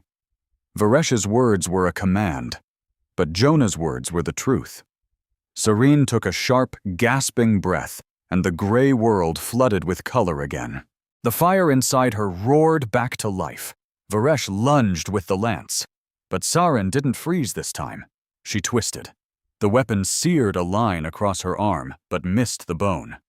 With a sound of pure, untamed rage, Saren slammed her forehead into the bridge of Varesh's nose. There was a sickening crunch. He stumbled back, blinded by pain. She didn't give him a second to recover.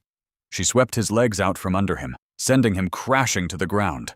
She stomped on his wrist, shattering the lance's control unit, then kicked the useless weapon away. She stood over him, her own blade raised, aimed directly at his throat. Blood poured from his broken nose, staining his perfect white uniform. He started to laugh, a wet, gurgling sound. "Do it!" he choked out. "Do it, Saren. Prove I was right all along. Kill your commander. Become the monster I designed." Saren's hand trembled. Every fiber of her being screamed at her to finish him, to end the source of all her pain.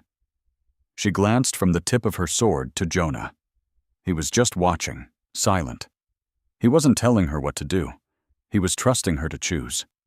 And she realized, if she killed Varesh now, driven by rage, she would just be his weapon malfunctioning. She would forever be his creation.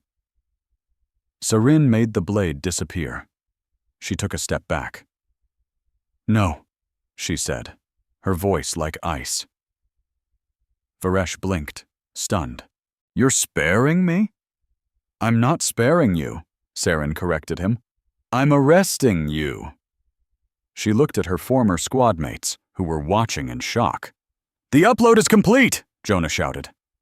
On the giant screens above them, the feed changed from memories to a digital receipt. Package received. Senate Oversight Committee. Priority 1.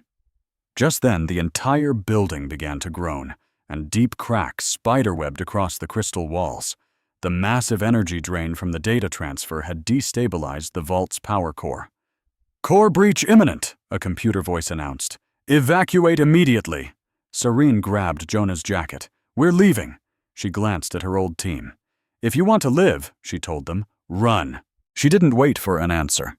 She pulled Jonah toward a maintenance hatch, and they jumped in, sliding down a chute just as the ceiling caved in, burying Commander Varesh under the very history he'd fought so hard to conceal. They sprinted through the service tunnels below as the roar of the implosion chased them like a hungry beast. An entire city block was collapsing above their heads. "We need a ship!" Jonah yelled, choking on dust. "The courier pad!" Saren shouted, pointing. Docked on a rail ahead was a sleek, automated courier craft. It was designed for data transport and was barely large enough for 2 people. They scrambled into the cockpit. It was tight, built for a single drone pilot, which Saren promptly shoved out of the way before jumping into the seat. Jonah squeezed in behind her. their legs a tangled mess. "Hold on," she said, slamming the throttle. The little ship shot out of the tunnel like a cork from a bottle, roaring into the stormy sky just as the ground gave way. A massive sinkhole swallowed the entire museum district in a cloud of dust and rain. Serene pushed the craft through wild maneuvers, weaving through the official blockade, which was still trying to figure out what was happening. She punched in coordinates for low orbit and jammed their transponder. Only when they broke through the atmosphere into the silence of space did she finally let go of the controls. The only sounds in the cockpit were the hum of the engine and their own ragged breaths. The space was impossibly small. Jonah was pressed right up against her back, his arms braced on the console on either side of her head. Serene spun her chair around, but it only moved 2 inches before she was face to face with him. They were covered in sweat, blood, and grime, and the adrenaline was still singing through their veins. "You," Saren started, her chest rising and falling. "You came back for me. You jumped over the barrier." "You were frozen," Jonah panted, wiping a smear of blood from his cheek. "I couldn't just let him do that to you. You could have been killed." "So could you." They just stared at each other, the raw terror of the last hour stripping away all pretense. Serene grabbed him. She didn't even think. Her hands tangled in his damp hair, and she pulled his mouth to hers. It wasn't some fairy tale kiss. It was a collision. It was all teeth and desperation, a raw, frantic need to feel something real, to prove they were both still alive. Jonah made a sound deep in his throat and gripped her waist, pulling her as close as her armor would allow. It was messy and desperate and felt like trying to fight in a phone booth. For 10 seconds, the universe was nothing but the heat of his skin and the taste of salt.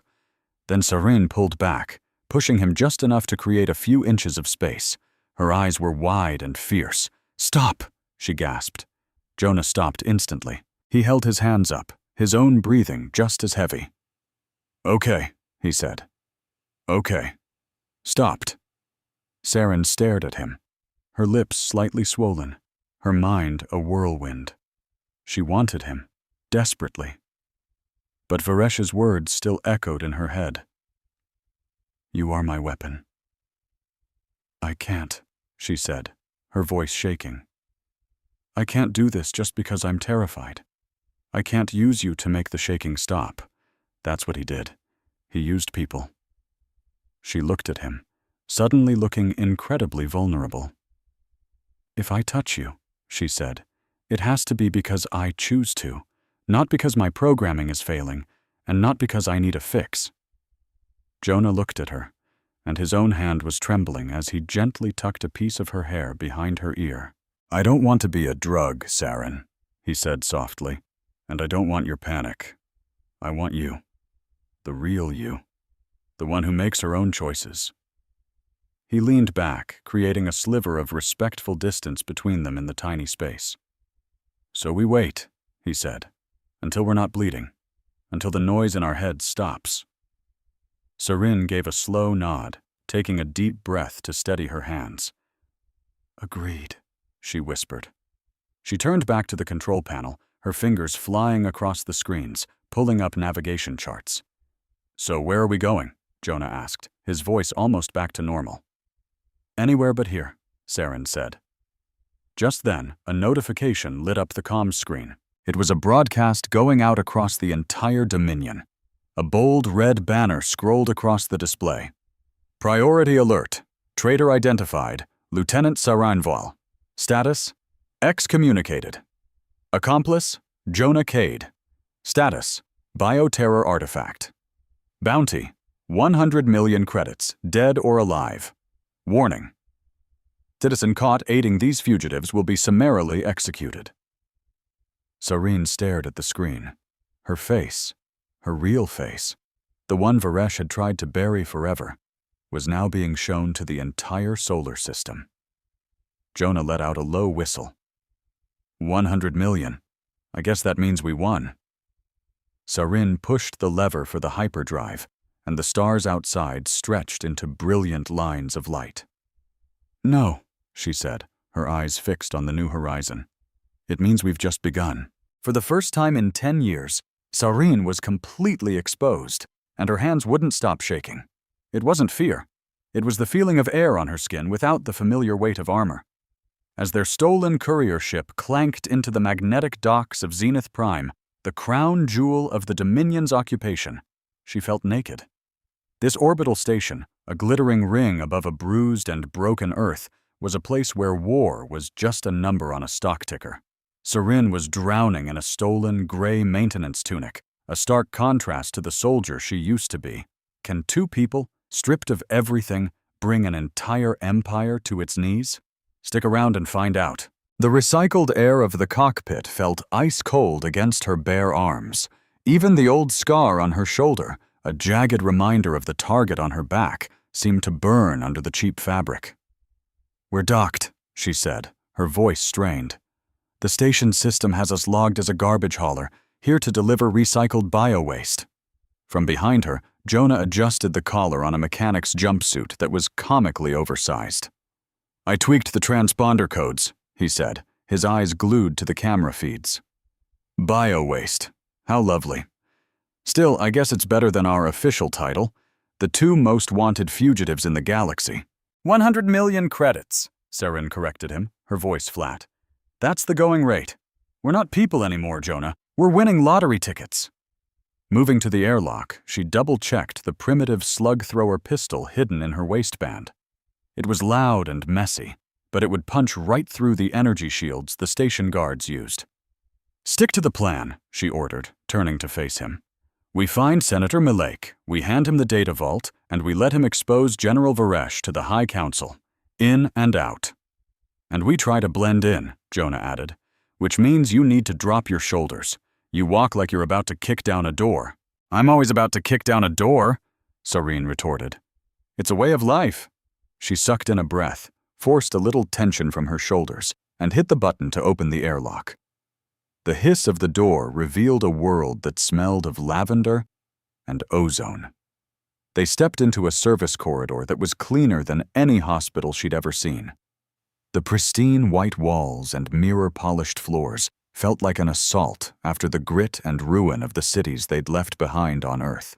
As they merged with the flow of workers and droids, Sarin felt dangerously visible without her helmet. Every face was a potential threat, every sound a possible alarm. "Jonah," she whispered as they neared a checkpoint. "I think the situation calls for us to, chill." Jonah nearly choked. He shot her a look of pure horror. "Please," he begged in a whisper, "never ever say that again. You sound like an undercover cop trying to bust a high school party."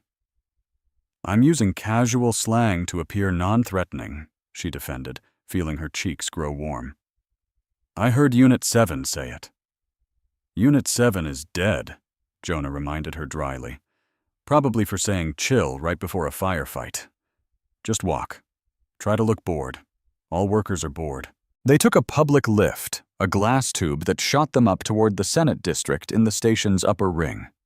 As they ascended, the breathtaking curve of the blue and white Earth unfolded below them, a beautiful world held captive. The upper ring was another universe entirely. The floors were marble, and the air itself felt rich, almost decadent. Here, elegant Dominion senators in flowing robes mingled with human collaborators in sharp suits and even sharper, desperate smiles. Sarin and Jonah had ducked into a restroom to change, swapping their worker grays for formal clothes they'd lifted from a dry-cleaning drone. Sarin now wore a severe midnight blue gown that hid her pistol but left her back exposed, concealing the scar on her arm. Jonah was dressed in the stiff, formal uniform of a servant, designed to make him invisible. "Senator Milake is hosting a fundraiser gala in the observation rotunda," Jonah murmured, reading from a stolen datapad. "For the Pacification Fund," Sarin snorted. "Pacification, right. I guess bullets aren't free." The entrance was flanked by Dominion shade troopers in full ceremonial armor. Sarin's heart hammered against her ribs. These weren't regular guards. These were the elite. They could probably smell her fear. "Smile," she ordered Jonah through gritted teeth, linking her arm with his. "You're my attendant. I'm some spoiled governor's daughter. If they question us, you look scared of me, not them." "That shouldn't be too difficult," Jonah muttered under his breath. She strode toward the guards with an air of absolute bored entitlement. A trooper gave her a once-over as the scanner registered her biosignature, which Jonah had scrambled to read as a generic noblewoman. He stepped aside. Inside, the gala was an attack on the senses. The entire rotunda was a dome of transparent metal, with a glass floor that looked straight down on the planet. The guests were literally walking on top of the world they were busy exploiting, sipping shimmering blue wine. She saw generals who had ordered cities to be glassed from orbit, now laughing with the human CEOs who had built their bombs. It was the friendly, smiling face of pure evil. "There," Jonah whispered, nodding toward an ice sculpture. 10 o'clock. Senator Milik, an older alien with slate-gray skin and surprisingly kind eyes, was standing near a massive sculpture of a Dominion warship carved from frozen nitrogen. He was nodding sympathetically at a group of human diplomats. "He seems reasonable," Sarin observed. "Intel said he was against the Memory Act and thinks Varesh is a monster." "Intel also said you were a mindless killing machine," Jonah said quietly. "Let's get proof before we trust anyone." As they moved through the crowd, Sarin grabbed a glass of wine to complete her disguise. Passing a group of Dominion officers, she overheard her own designation. "Such a shame about the V unit," one officer said, swirling his drink. "A beautiful prototype, but fundamentally flawed." The other officer replied, "Varesh always did value looks over function. A weapon shouldn't look like a woman. It makes the inventory reports confusing." Sarin's hand tightened on the wine glass, the delicate stem groaning under the pressure. To them, she wasn't a hero or a traitor. She was a broken appliance, a faulty piece of equipment that had messed up their quarterly reports. "Easy." Jonah's voice was a low whisper as his hand grazed her back, a small touch that pulled her back from the edge. "Don't let them get to you." "You're not what they made you," he said. Sarin let out a slow breath, shoving her rage down into a cold, hard knot in her stomach. "I know," she said. "Let's find Milik's private office.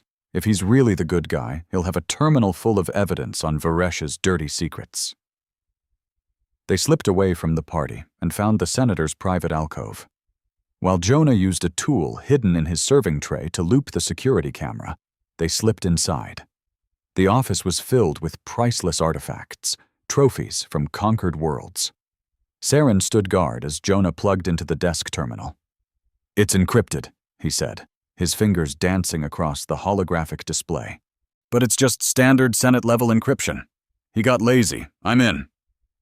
He began sifting through files, and Sarin watched his face, saw the exact moment the hope drained out of him. He froze, his skin turning pale. "What is it?" she asked, moving to his side. "He's not the opposition," Jonah whispered, his voice cracking. "Sarin, he's not fighting Varesh. He's competing with him." He pulled up a schematic of a planet-wide neural network. It was titled Project Silence. "Look at the project lead," Jonah said, pointing. "Milik didn't fight the memory wipe program. He helped design it. His only argument with Varesh is over the budget, not the morality."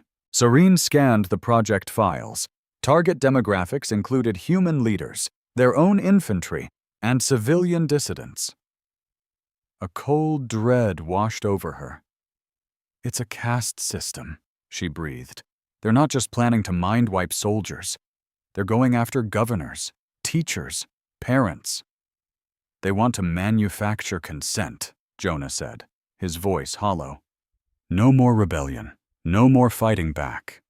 Just a permanent, chemically enforced peace where everyone is happy because they've been programmed to forget what it feels like to be sad." The room started to spin. This was the peace she had once killed for. It wasn't a better world.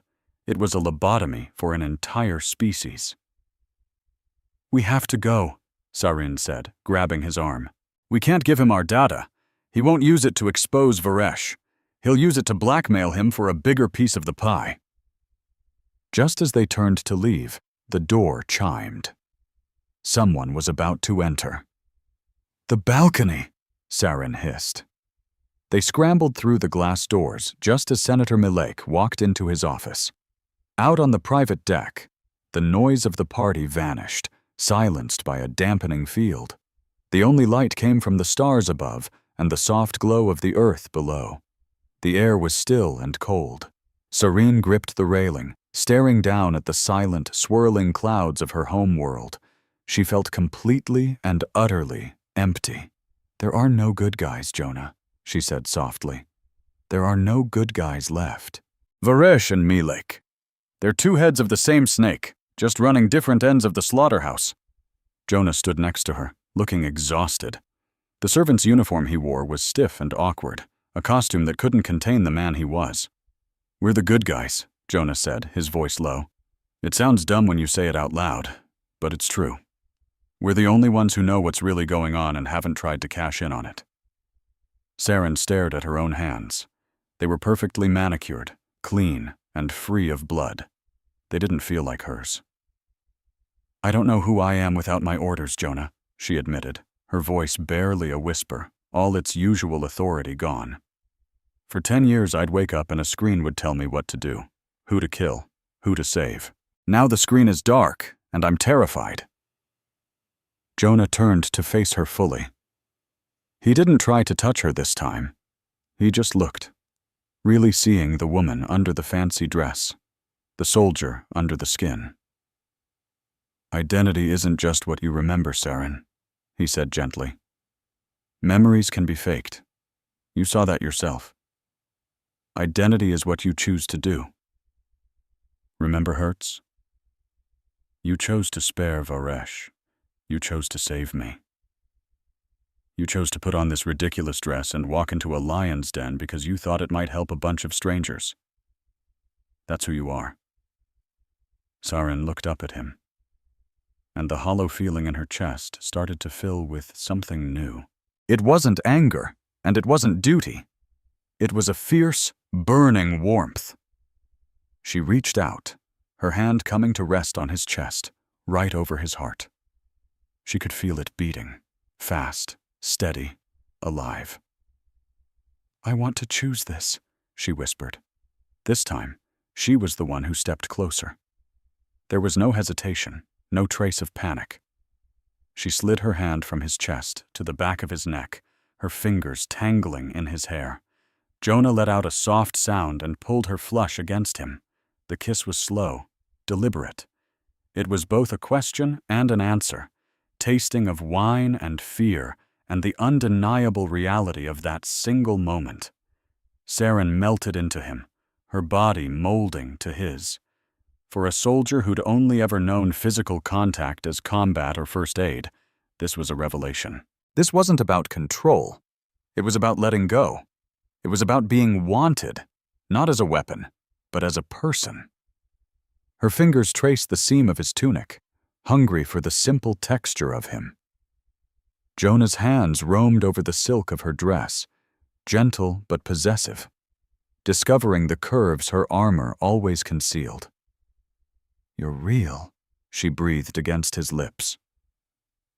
"So are you," he answered. They broke apart, breathing heavily, resting their foreheads together. The intimacy was overwhelming, like a raw nerve exposed to the wind. In that instant, Sarin felt a wave of fierce protectiveness. She would burn the entire station to ash before she let anyone hurt him. "Well," a voice drawled from the doorway, "this certainly complicates things." Sarin spun, her hand instantly diving for the pistol hidden in her dress. Senator Mick stood in the open doorway, and he wasn't by himself. 6 shade troopers flanked him, their weapons already raised. They were holding paralysis rifles, silent, fast, and impossible to dodge. "I wouldn't," Mick said with a pleasant smile, holding up a hand. "My security grid flagged your fake biometrics the second you stepped into my office. I was just curious to see what you'd do." Sarin ran the odds in a split second. 6 targets at 10 meters. Her pistol had 12 rounds. She could take down 3 of them before the paralysis beams got her, but Jonah was right in the line of fire. She moved, positioning her body to shield him. "Let him go," Sarin ordered, her voice dropping into that cold, commanding tone. "I'm the one you want. I'm the asset. He's just a civilian."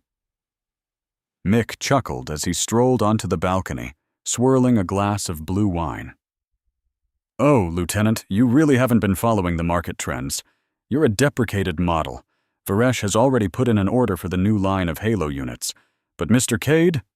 He glanced at Jonah with a predatory gleam in his eye. "A human who can naturally interface with the Lattice? A natural translator? He's the rarest thing in this entire sector. Varesh wants him dead, true, but I think I can find a much more profitable use for his brain. Once we strip out that pesky personality, of course." "Run," Sarin whispered to Jonah. Before Jonah could even react, the troopers fired. It wasn't a lethal shot, but a net of crackling, energized plasma. It wrapped around both Sarin and Jonah, instantly locking up their muscles and sending them crashing to the floor in a tangled heap of limbs and silk. Sarin fought against the paralysis, her mind screaming orders that her body couldn't follow. She watched, helpless, as the troopers hauled Jonah to his feet. "Sarin!" Jonah yelled, struggling against their grip. "Don't let them rewrite you!" Then the door slid shut, and he was gone. Mick stood over Sarin, looking down at her with an expression of pity and disgust. "Take her to the medical bay," he ordered his guards. "We need to see if there's anything salvageable left in that skull of hers before we sell her back to the commander." The medical bay was blindingly white, sterile, and smelled of antiseptic and deceit. Sarin found herself strapped to a vertical surgical table. The paralysis had faded, replaced by the cold, biting reality of Durasteel restraints. Mick stood at a nearby console, tapping in commands as a large robotic arm, tipped with a neural interface needle, hovered over Sarin's head. "I have a proposition for you, Lieutenant," Mick said without turning around. Sarin strained against the restraints. Maglocked. Brute force wasn't an option. "Go to hell," she spat. Mick turned. "Varesh is on his way. He'll be here in 1 hour. When he arrives, he's going to execute you. Publicly. Painfully. He needs to make an example of you," he said, stepping closer. "But I can offer you an alternative. I can perform a localized reset. We wipe the last 48 hours. We erase the memory of the Echo Vault, and we erase the memory of the human. We restore your loyalty settings to their factory defaults." "And then what?" Sarin asked, her eyes narrowing. "And then," Mick said, "I hand you back to Varesh as a recovered asset. I'll tell him you were kidnapped and drugged by an insurgent. You get to go back to being a Halo. You get to survive." "And Jonah?" Sarin asked. Mick shrugged.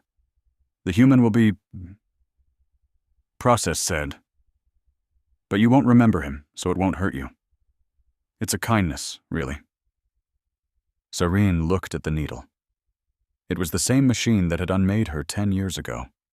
It was offering her oblivion. It was offering an end to the pain, the comfort of just being a tool again. But then she remembered the observation deck. She remembered Jonah's words. "Identity is what you choose." She looked at Mick. She just needed to get him close to that console. "Okay," Sarin said, her voice soft. Mick paused. "Excuse me?" "I said okay," Sarin repeated, forcing a tremor of fear into her voice. "I don't want to die. I don't want to remember any of this. Please, just make it stop." Mick smiled, the smug smile of a man who knows everyone has a price. "A wise choice, Lieutenant." He walked over to the table to prep the interface.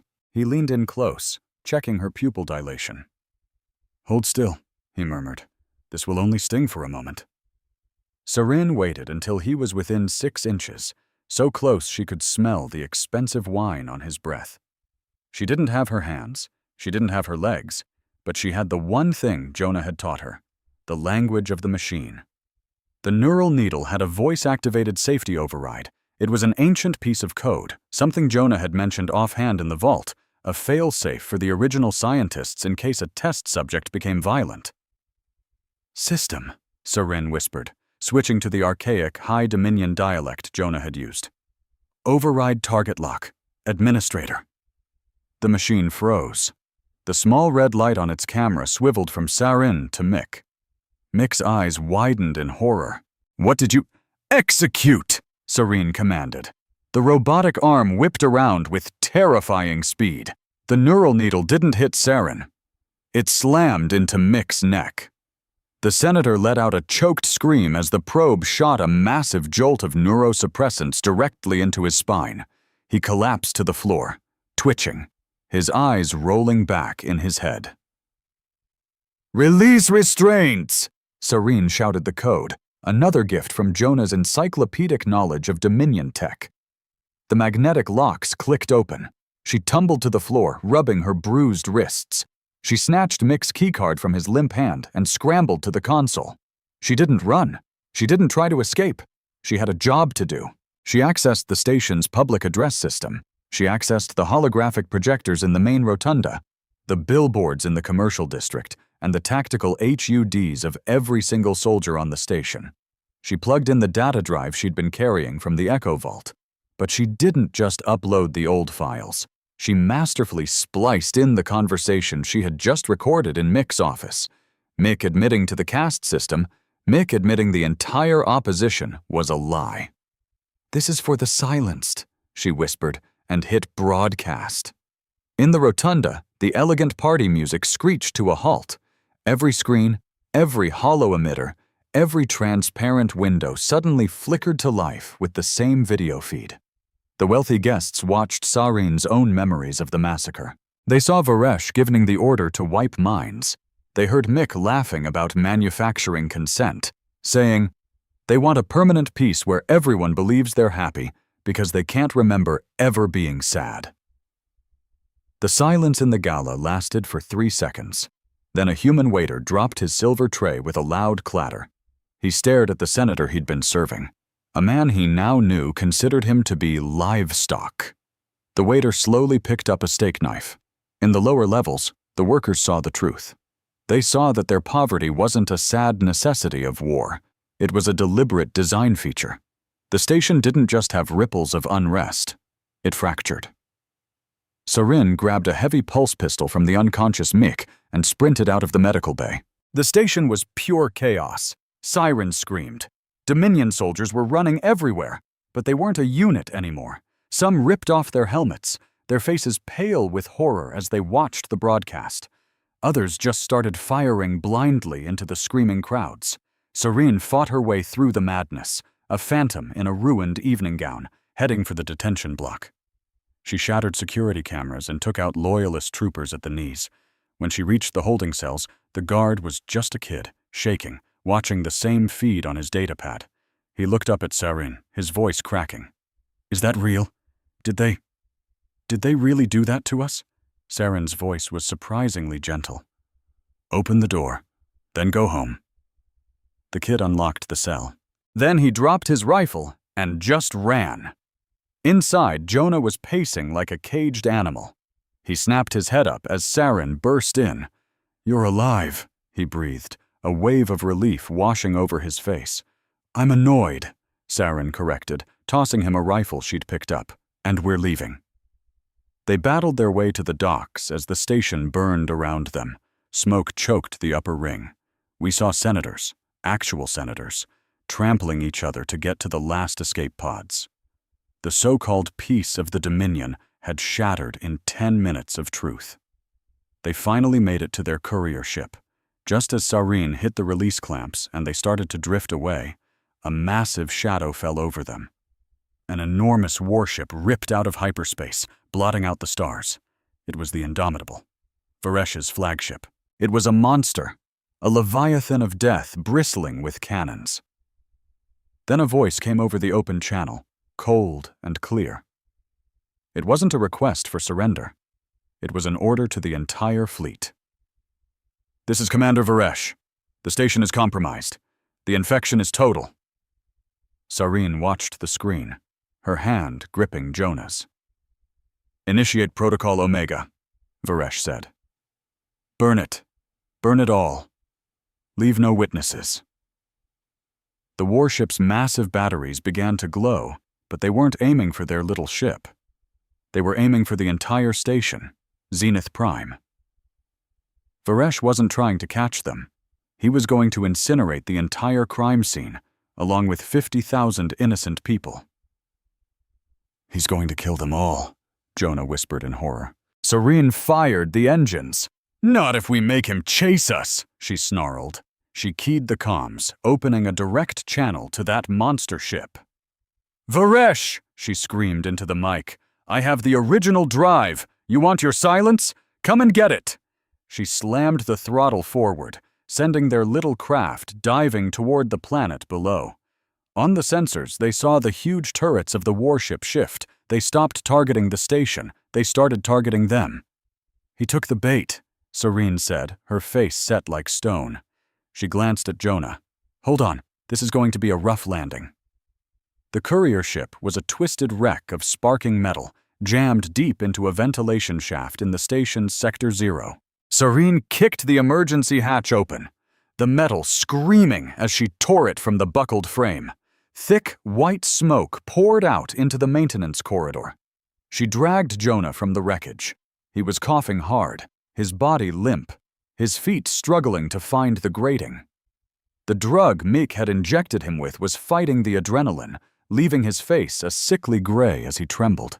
"We're not done," Sareen gasped, slinging his arm over her shoulder. Her beautiful gown was in shreds, silk ribbons hanging over a tactical undersuit she'd found in an emergency locker. She'd strapped on random pieces of armor, a leg guard here, a gauntlet there. She looked like a queen who had clawed her way out of a grave to finish a war. "The broadcast core," Jonah wheezed, his eyes struggling to focus.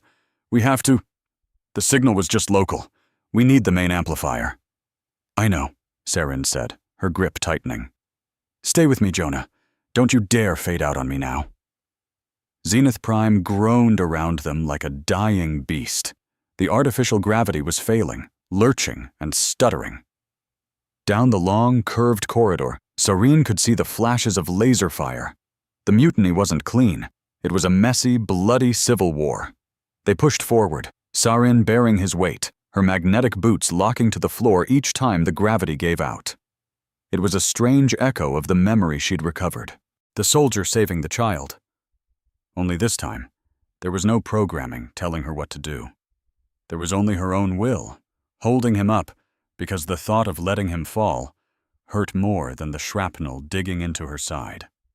Up ahead, a squad of loyalist mercs was setting up a heavy cannon behind a wall of crates. Sareen didn't even slow down. She didn't have time for tactics.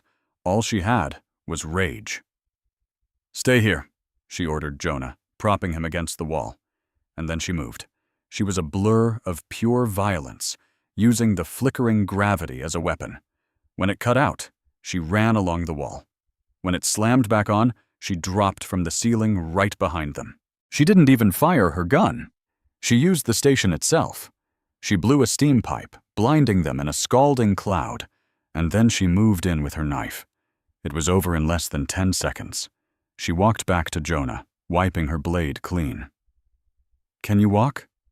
He looked from the bodies back to her and managed a weak smile that was more of a grimace. "If you carry me any further, my ego is never going to recover." He pushed himself off the wall, swaying, but he was standing. They finally reached the central broadcast core. It was like a cathedral of data, a massive chamber that ran the whole height of the station. In the middle, a pillar of pure blue light pulsed, the station's very soul, transmitting information to the entire Dominion. "This is it," Jonah said, stumbling toward a console. If I can patch the drive into the root directory here, it becomes permanent.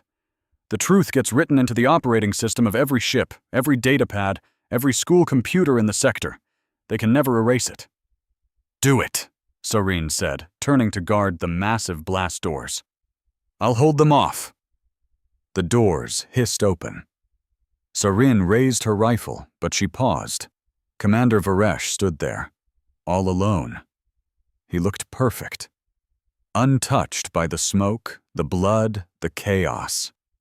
His white armor gleamed, and his crimson cape settled around his feet like a pool of fresh blood. He walked calmly into the room, his hands empty and open. Serene, he said. His voice was warm, the voice of a father welcoming home a lost child. You look tired. I'm not tired, Serene said, her rifle aimed squarely at his head.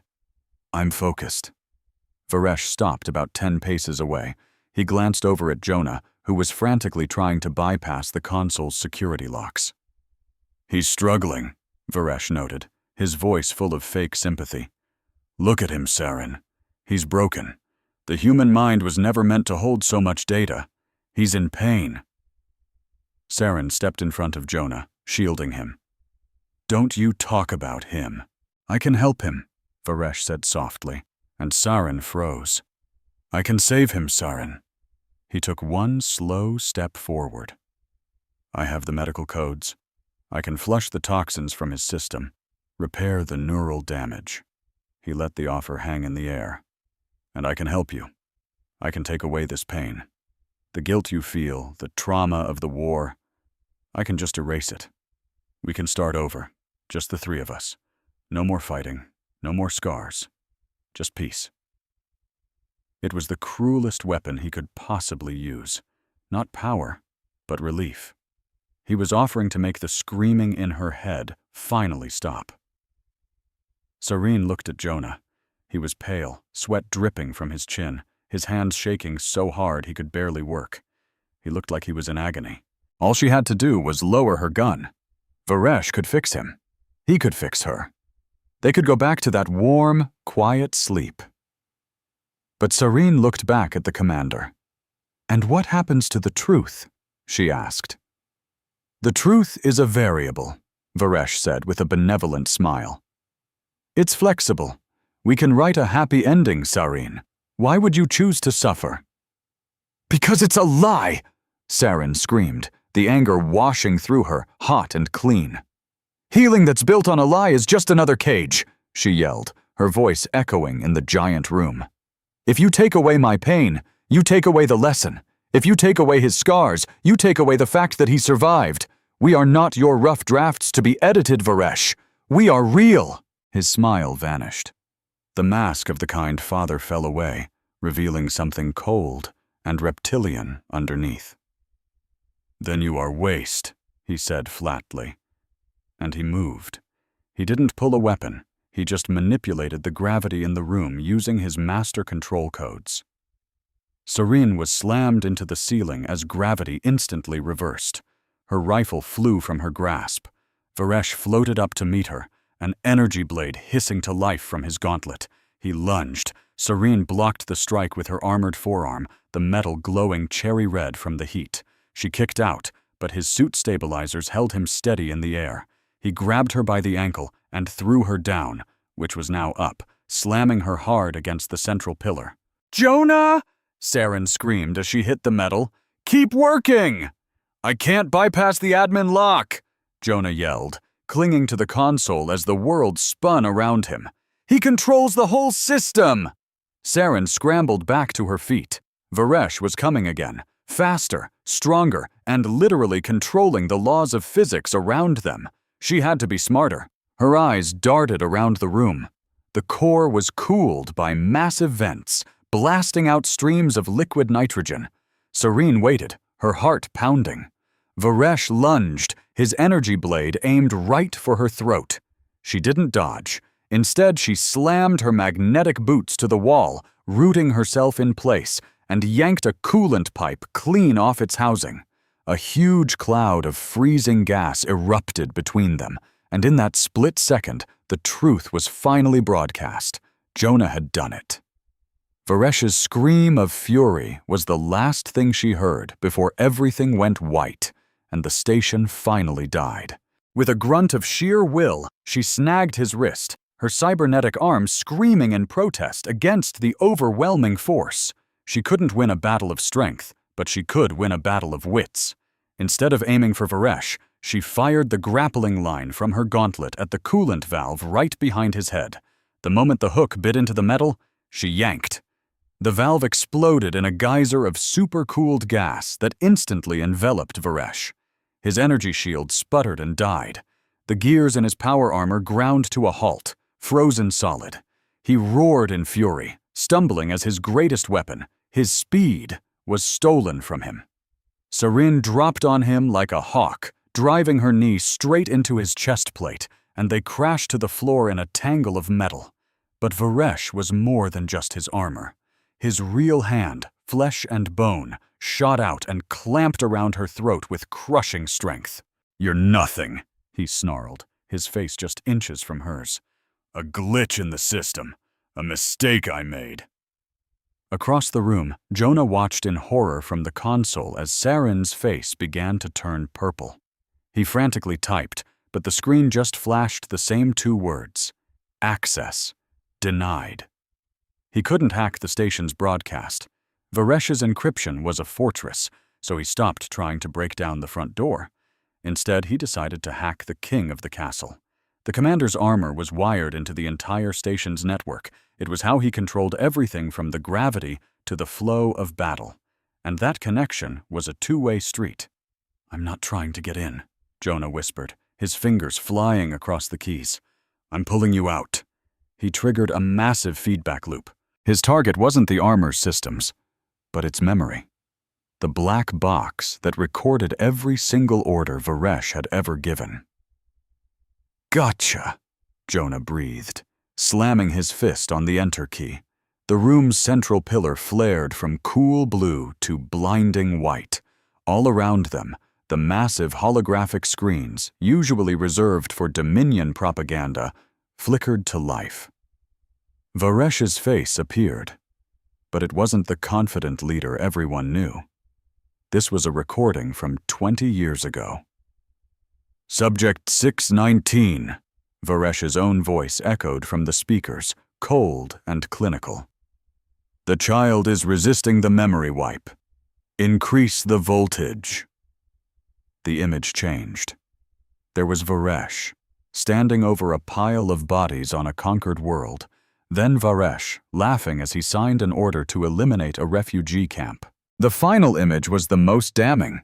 Varesh, alone, looking into a camera like it was a mirror, practicing the warm, fatherly smile he used for the news feeds. In the center of the room, the real Varesh froze. His grip on Sarin's throat went slack. He looked up and saw his own dark soul laid bare on a screen 50 feet high for the whole world to see. "No," he whispered. But the broadcast wasn't just in that room. It was on every ship in the fleet, on every soldier's helmet display, on every public screen on the station. The sounds of fighting outside the door died down. His most loyal soldiers slowly lowered their rifles, staring in disbelief at the monster they had been serving. The myth of Commander Varesh didn't just crack, it shattered into a million pieces. He finally let go of Sarin and stumbled back, clutching his head. "Turn it off!" he screamed. "I am the law! I am the necessary evil!" Sarin gasped for air, rubbing her bruised throat as she staggered to her feet. She picked up her rifle and walked toward him. Varesh had fallen to his knees, now just a pathetic man screaming at his own reflection. He looked so small. Sarin leveled the rifle, pressing the barrel against his forehead. His wild, desperate eyes looked up at her. "Do it!" he hissed. "Kill me! Make me a martyr! If you kill me, I become a symbol they can rally around." Sarin's finger tightened on the trigger. Every fiber of her being screamed at her to end it, to erase him from existence. But then she glanced over at Jonah, who was just watching, trusting her to make the right choice. He didn't say a word. He just waited. Saren looked back from Varesh to the screens above, where the truth was still playing out for the entire galaxy to witness. "If I kill you," she said, her voice as cold and hard as a diamond, "I'm no better than you. Just another soldier following the orders of my own anger." She lowered the rifle. Then she switched her comms to the general broadcast frequency. "This is Lieutenant Sarin," she announced, her voice echoing through the station. "I am arresting Commander Varesh for crimes against every living species in the Dominion. He is to be taken into custody alive." She looked down at the broken man at her feet. "You don't get to be a martyr," she whispered. "You get to be a defendant. You get to stand trial and explain to everyone why you murdered children. You get to be forgotten." She swung the butt of her rifle, and he crumpled to the floor, unconscious. Moments later, 2 of Varesh's own elite troopers entered the room. They looked from Sarin to their fallen commander, then back to her. "Take him," she ordered. For a second they hesitated, then slowly they gave her a salute, not the rigid salute of the Dominion, but a simple, respectful nod. They dragged Varesh's body away. Sarin finally let the rifle clatter to the floor as her legs gave out. But before she could hit the ground, Jonah was there, catching her, sliding down with her until they were both sitting against the console, surrounded by the quiet hum of the truth being broadcast to the stars. "We did it," Jonah whispered, his head resting on her shoulder. Sarin closed her eyes. "We survived," she corrected him. "There's a difference." The aftermath wasn't a victory parade. It was 6 months of chaos. Without Varesh's iron fist, the Dominion Council collapsed, with senators turning on each other like sharks. The evidence they had released sparked rebellions on a dozen worlds. Almost overnight, Earth went from being occupied territory to a negotiated zone, simply because the Dominion fleets were too busy putting down their own mutinies to maintain a blockade. A new tribunal was formed. It was messy, complicated, and bureaucratic. But it was a start. 3 months after Varesh's fall, Sarin stood in a quiet hallway in the rebuilt archives on Earth. It smelled like rain and old paper, a scent she was surprised to find she loved. She was wearing simple civilian clothes and felt strangely exposed without her armor. Jonah was nearby, working on a server rack. He looked healthier, the dark circles under his eyes finally gone. He smiled when he saw her. "Hey," he said, wiping grease from his hands. "You're early. The new recruits don't show up for another hour." "I wanted to see you," Sarin admitted, walking closer.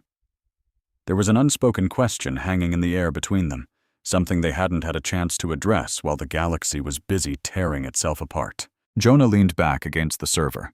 "So the tribunal officially cleared my record. I'm a free man." Sarin nodded. "I know. They offered me a position in the New Earth Defense Force, training the first integrated human and Dominion unit."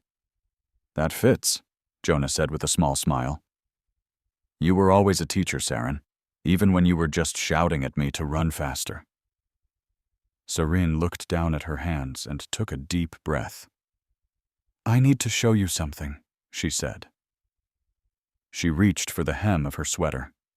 Jonah tensed for a second, but he held her gaze. Sarin pulled the sweater over her head. Underneath, she wore a simple tank top, leaving her shoulders and arms bare. The scars were all there.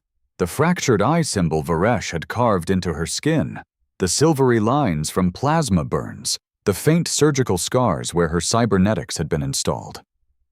She just stood there, letting him see all of it, the roadmap of her pain. "I'm not fixed," she said, her voice trembling just a little. "I still have nightmares. I still automatically look for the exits in every room. I'm damaged, Jonah." He stepped closer and gently traced the scar on her shoulder. His touch was as light as a feather. "I'm angry," he confessed quietly. "I wake up angry every day, thinking about the years they stole from us. And some days, I just want to burn it all down." He looked into her eyes. But I don't want to be angry by myself. And I don't want you to be scared by yourself. He took both of her hands in his. Love isn't about making the scars disappear, Saren. It's about seeing them and choosing to stay anyway. It's about deciding that the person standing in front of you is worth the mess. Saren looked at him. The boy she once saved, and the man who had just saved her, and saw her own broken, beautiful story reflected in his eyes. She squeezed his hands. I choose this, she whispered. I choose you. Jonah's smile finally reached his eyes. Good choice, Lieutenant. The training field was a sea of mud. A steady rain had turned the obstacle course into a slippery mess. 30 recruits stood in a tense formation, half human, half former Dominion soldiers. They eyed each other with a mixture of fear, suspicion, and generations of hatred. Sareen walked down the line, her uniform plain, with no medals or rank. She stopped in front of a young Dominion soldier who was glaring at the human beside him. What is your mission? Sareen asked. The soldier snapped to attention. To neutralize the enemy, ma'am. Wrong, Sareen said calmly. She addressed the whole group. Look at the person next to you. They hesitated, then slowly turned to face each other. That is not your enemy, Sareen said, her voice cutting through the sound of the rain. That is your partner. In this unit, we don't fight for a flag or for a commander. We fight for the person standing beside us. She walked back to the front of the formation. We live by 3 principles here, she stated. Consent, truth, and empathy. If you can't handle that, you can leave right now. No one moved. Good, Saren said. Then let's begin. High up on a ridge overlooking the field, Jonah stood under a shelter, watching. He held a data pad, recording the first day of this new world. He was building an archive, a vault of memories, to make sure that this moment and all the moments that would follow would be preserved forever, unedited, for the future. And down below, Sareen looked up and saw him, a silent guardian of the truth they had fought so hard to win. She met his gaze. There was no salute, no wave, just a silent acknowledgement across the space between them. It felt like storm clouds were finally parting, letting a single ray of sun pierce through. In the quiet corridors of her own mind, the static was finally gone. Varesh's voice was gone. All that was left was the steady, rhythmic beat of her own heart. Jonah raised a hand, as if reaching for her across the distance. Saren smiled, a real smile, sharp and brilliant. She curled her own hand into a fist, a mirror of his gesture. You are not my enemy, she whispered, her voice solid and sure. And for the first time in what felt like 100 years, the war was over.